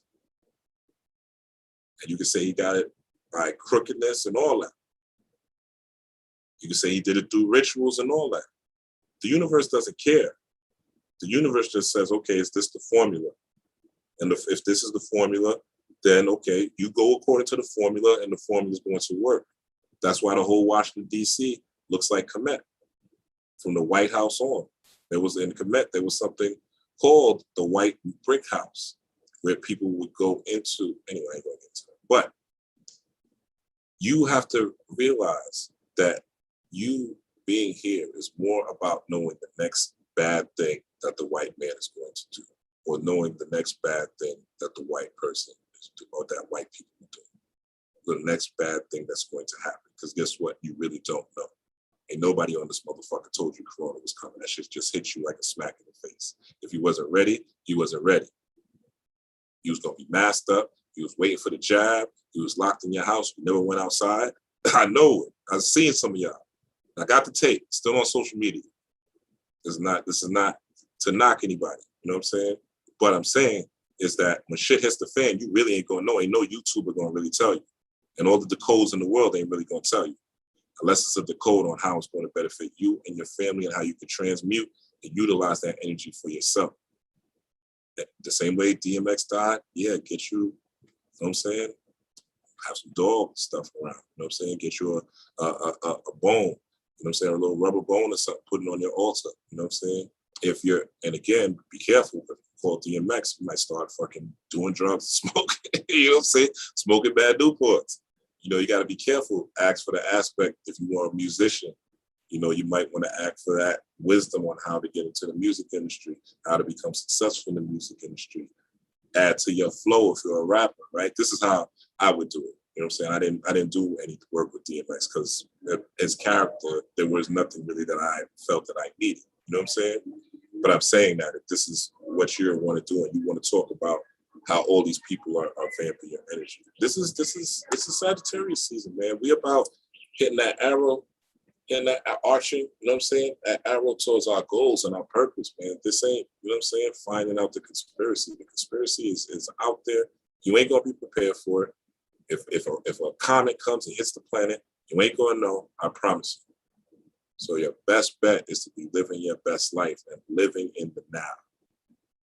And living in the now, right, is going to lead you towards living in your purpose, and living into your purpose is going to lead you to happiness, right? And pain, because that's what life is made of, unfortunately. But it also is going to leave you in peace no matter what happens. Because you know whatever happens is part of your purpose. And that's the dope thing about following this path sincerely, right? It ain't about being good, it ain't about being evil. It's about treating your neighbor as thyself, because everything is an energy exchange. So if that's what you call being good, then that is good, right? Treating people the way you want to be treated, because everything in life is an energy exchange. I told y'all earlier, there is only one sense, that is touch. All right, y'all. So with that being said, I am going to probably get out of here. I got a reading to do too. So empower yourself, strengthen yourself. What does the vision look like? What are you taking into the winter solstice for those 4 days between the 21st to the 24th? What do you want to achieve? You know, do you need to move from where you live? Do you need to save some money? Stop buying all this goddamn liquor and weed and these Prada, Gucci, and Balenciagas. Do you need to maybe slow down on the TV a little bit? Do you need to set aside time to write that book that you were talking about? Do you need to set aside time to work on a website, or stack some money so you can pay somebody to build a website? Do you need to reevaluate your friendships and the people that you hang out with? Do you need to go out less? Maybe not go to a party every weekend, or maybe work on your business or work on your idea on a weekend. Do you need to sacrifice that trip to the Bahamas so you can keep that money and stack it and invest it in yourself and what you need to be doing? Investing in your knowledge, investing in your spirituality, investing in your wisdom, investing in some books so you could be this magical person that you want to be and have these spiritual experiences that you want to have. Some of y'all just want to have spiritual experiences. Y'all don't really want to be doing this work for real. Y'all don't really want to be growing. Y'all don't really want to know yourself. You just want to have experiences where you could either get money, right? Where you could get a lover, right? So you want a relationship, even though you're not relatable, some of y'all, but you want a relationship, even though you don't want to really relate to the other person. You just want what they could give you, whether it's sex, the appearance of being with that person, whether it's they got a fat ass, big titties, nice muscles, pretty face, right? Whatever it is, right? But you're not really you don't really empathize with that person. You're not really connected with that person. You know what I'm saying? So you want money, you want love, and the third thing, you want to hex somebody. And that's what a lot of y'all, unfortunately, maybe not y'all, because I fuck with y'all, but I'm talking about y'all just in general. You want out of this. You want spiritual spirit. You want to meditate. You want to feel. You know what I'm saying? You want to feel. You want to feel something. You know what I'm saying? You want to feel something. You want to put on a crystal. You want to feel something. And I get it. Nothing wrong with that. If you want to feel something from a crystal, all you have to do is buy some authentic moldavite. I'll show you the power of crystals. That's the most powerful crystal out. Put on some moldavite, you'll feel it. All right. Get some moldavite, you'll definitely feel what a crystal feels like. These crystals have power. This is amethyst, but these crystals have power as well. They're just not as strong as moldavite, right? But a lot of y'all just want to feel something. You want to be able to levitate. You want to astral travel and see the world and fly like Peter Pan. Some of these people be talking about astral travel on the internet, and I be laughing. And the reason I be laughing is I be like, yo, why you didn't astral travel to like the Pentagon and stuff? Why you didn't astral travel to the lottery office and get the numbers? Why didn't astral travel to the future and get the numbers and bring them back? I'm talking about the lottery numbers. And I'm not saying that that's what astral traveling you can't do. You could do all the above, for real, if you really tapped in, right? But usually astral traveling is not for that. Astral traveling is so that you could really travel the universe and see different parts of the universe, and also go into your past and future selves, which would be much more beneficial, believe it or not. Now, I know that's hard to hear if you don't have money, but there's money. This is abundance season. Black Friday is going to be tomorrow. Do you have some sort of business? Do you have something that's profitable? You know what I'm saying? Do you have a website? Like, have a Black Friday sale. I don't care if you just started it 2 days ago. It might not even be a sale. Make it look like it's a sale, right? Have a Black Friday sale. Have a I don't know, sell something. Go outside. Shit, there's gonna be people all over the street. All right, bust you down the table. Things I'm just telling you things I've done to get busy. You know what I'm saying? Get you a table on Friday. Go to a wholesale district in your town. Get some cheap items or order something wholesale online. Bust it down and sell it. You know what I'm saying? This season, Christmas is coming up. This is abundance season. This is expansion season. No, I don't want to hear about you being broke. You know what I'm saying? And I'm not talking, and again, things happen. I can't, I'm not saying that things don't happen. I'm not saying that things cannot affect you. I'm not saying people don't play you, people don't steal your money. All these things, cars don't break down. I'm not saying none of that. What I am saying is there's opportunity if you are tapped into spirit, if you are tapped into your purpose, if you are tapped into your growth, if you are tapped into your magic. That is you. If you go into your birth chart and look at the direction you need to go, just like I showed y'all part of mine, you'll figure it out. You'll figure it out. Spirit will guide you. Like the Christians say, if you take 2 steps to God, God takes 3 back. Well, I think it's 1 step to God, God takes 3 back, right? All right, y'all. Let me see if y'all saying nothing. Y'all ain't about to get the fuck up off of here. All right. The key black said not a set up your hand. That's what's up. All right, we out of here. All right, I appreciate y'all. Thank you for your time. Thank you for your energy. I love y'all. And again, stay up. Peace, power, prosperity. Let's get it. So Ochosi season. One love.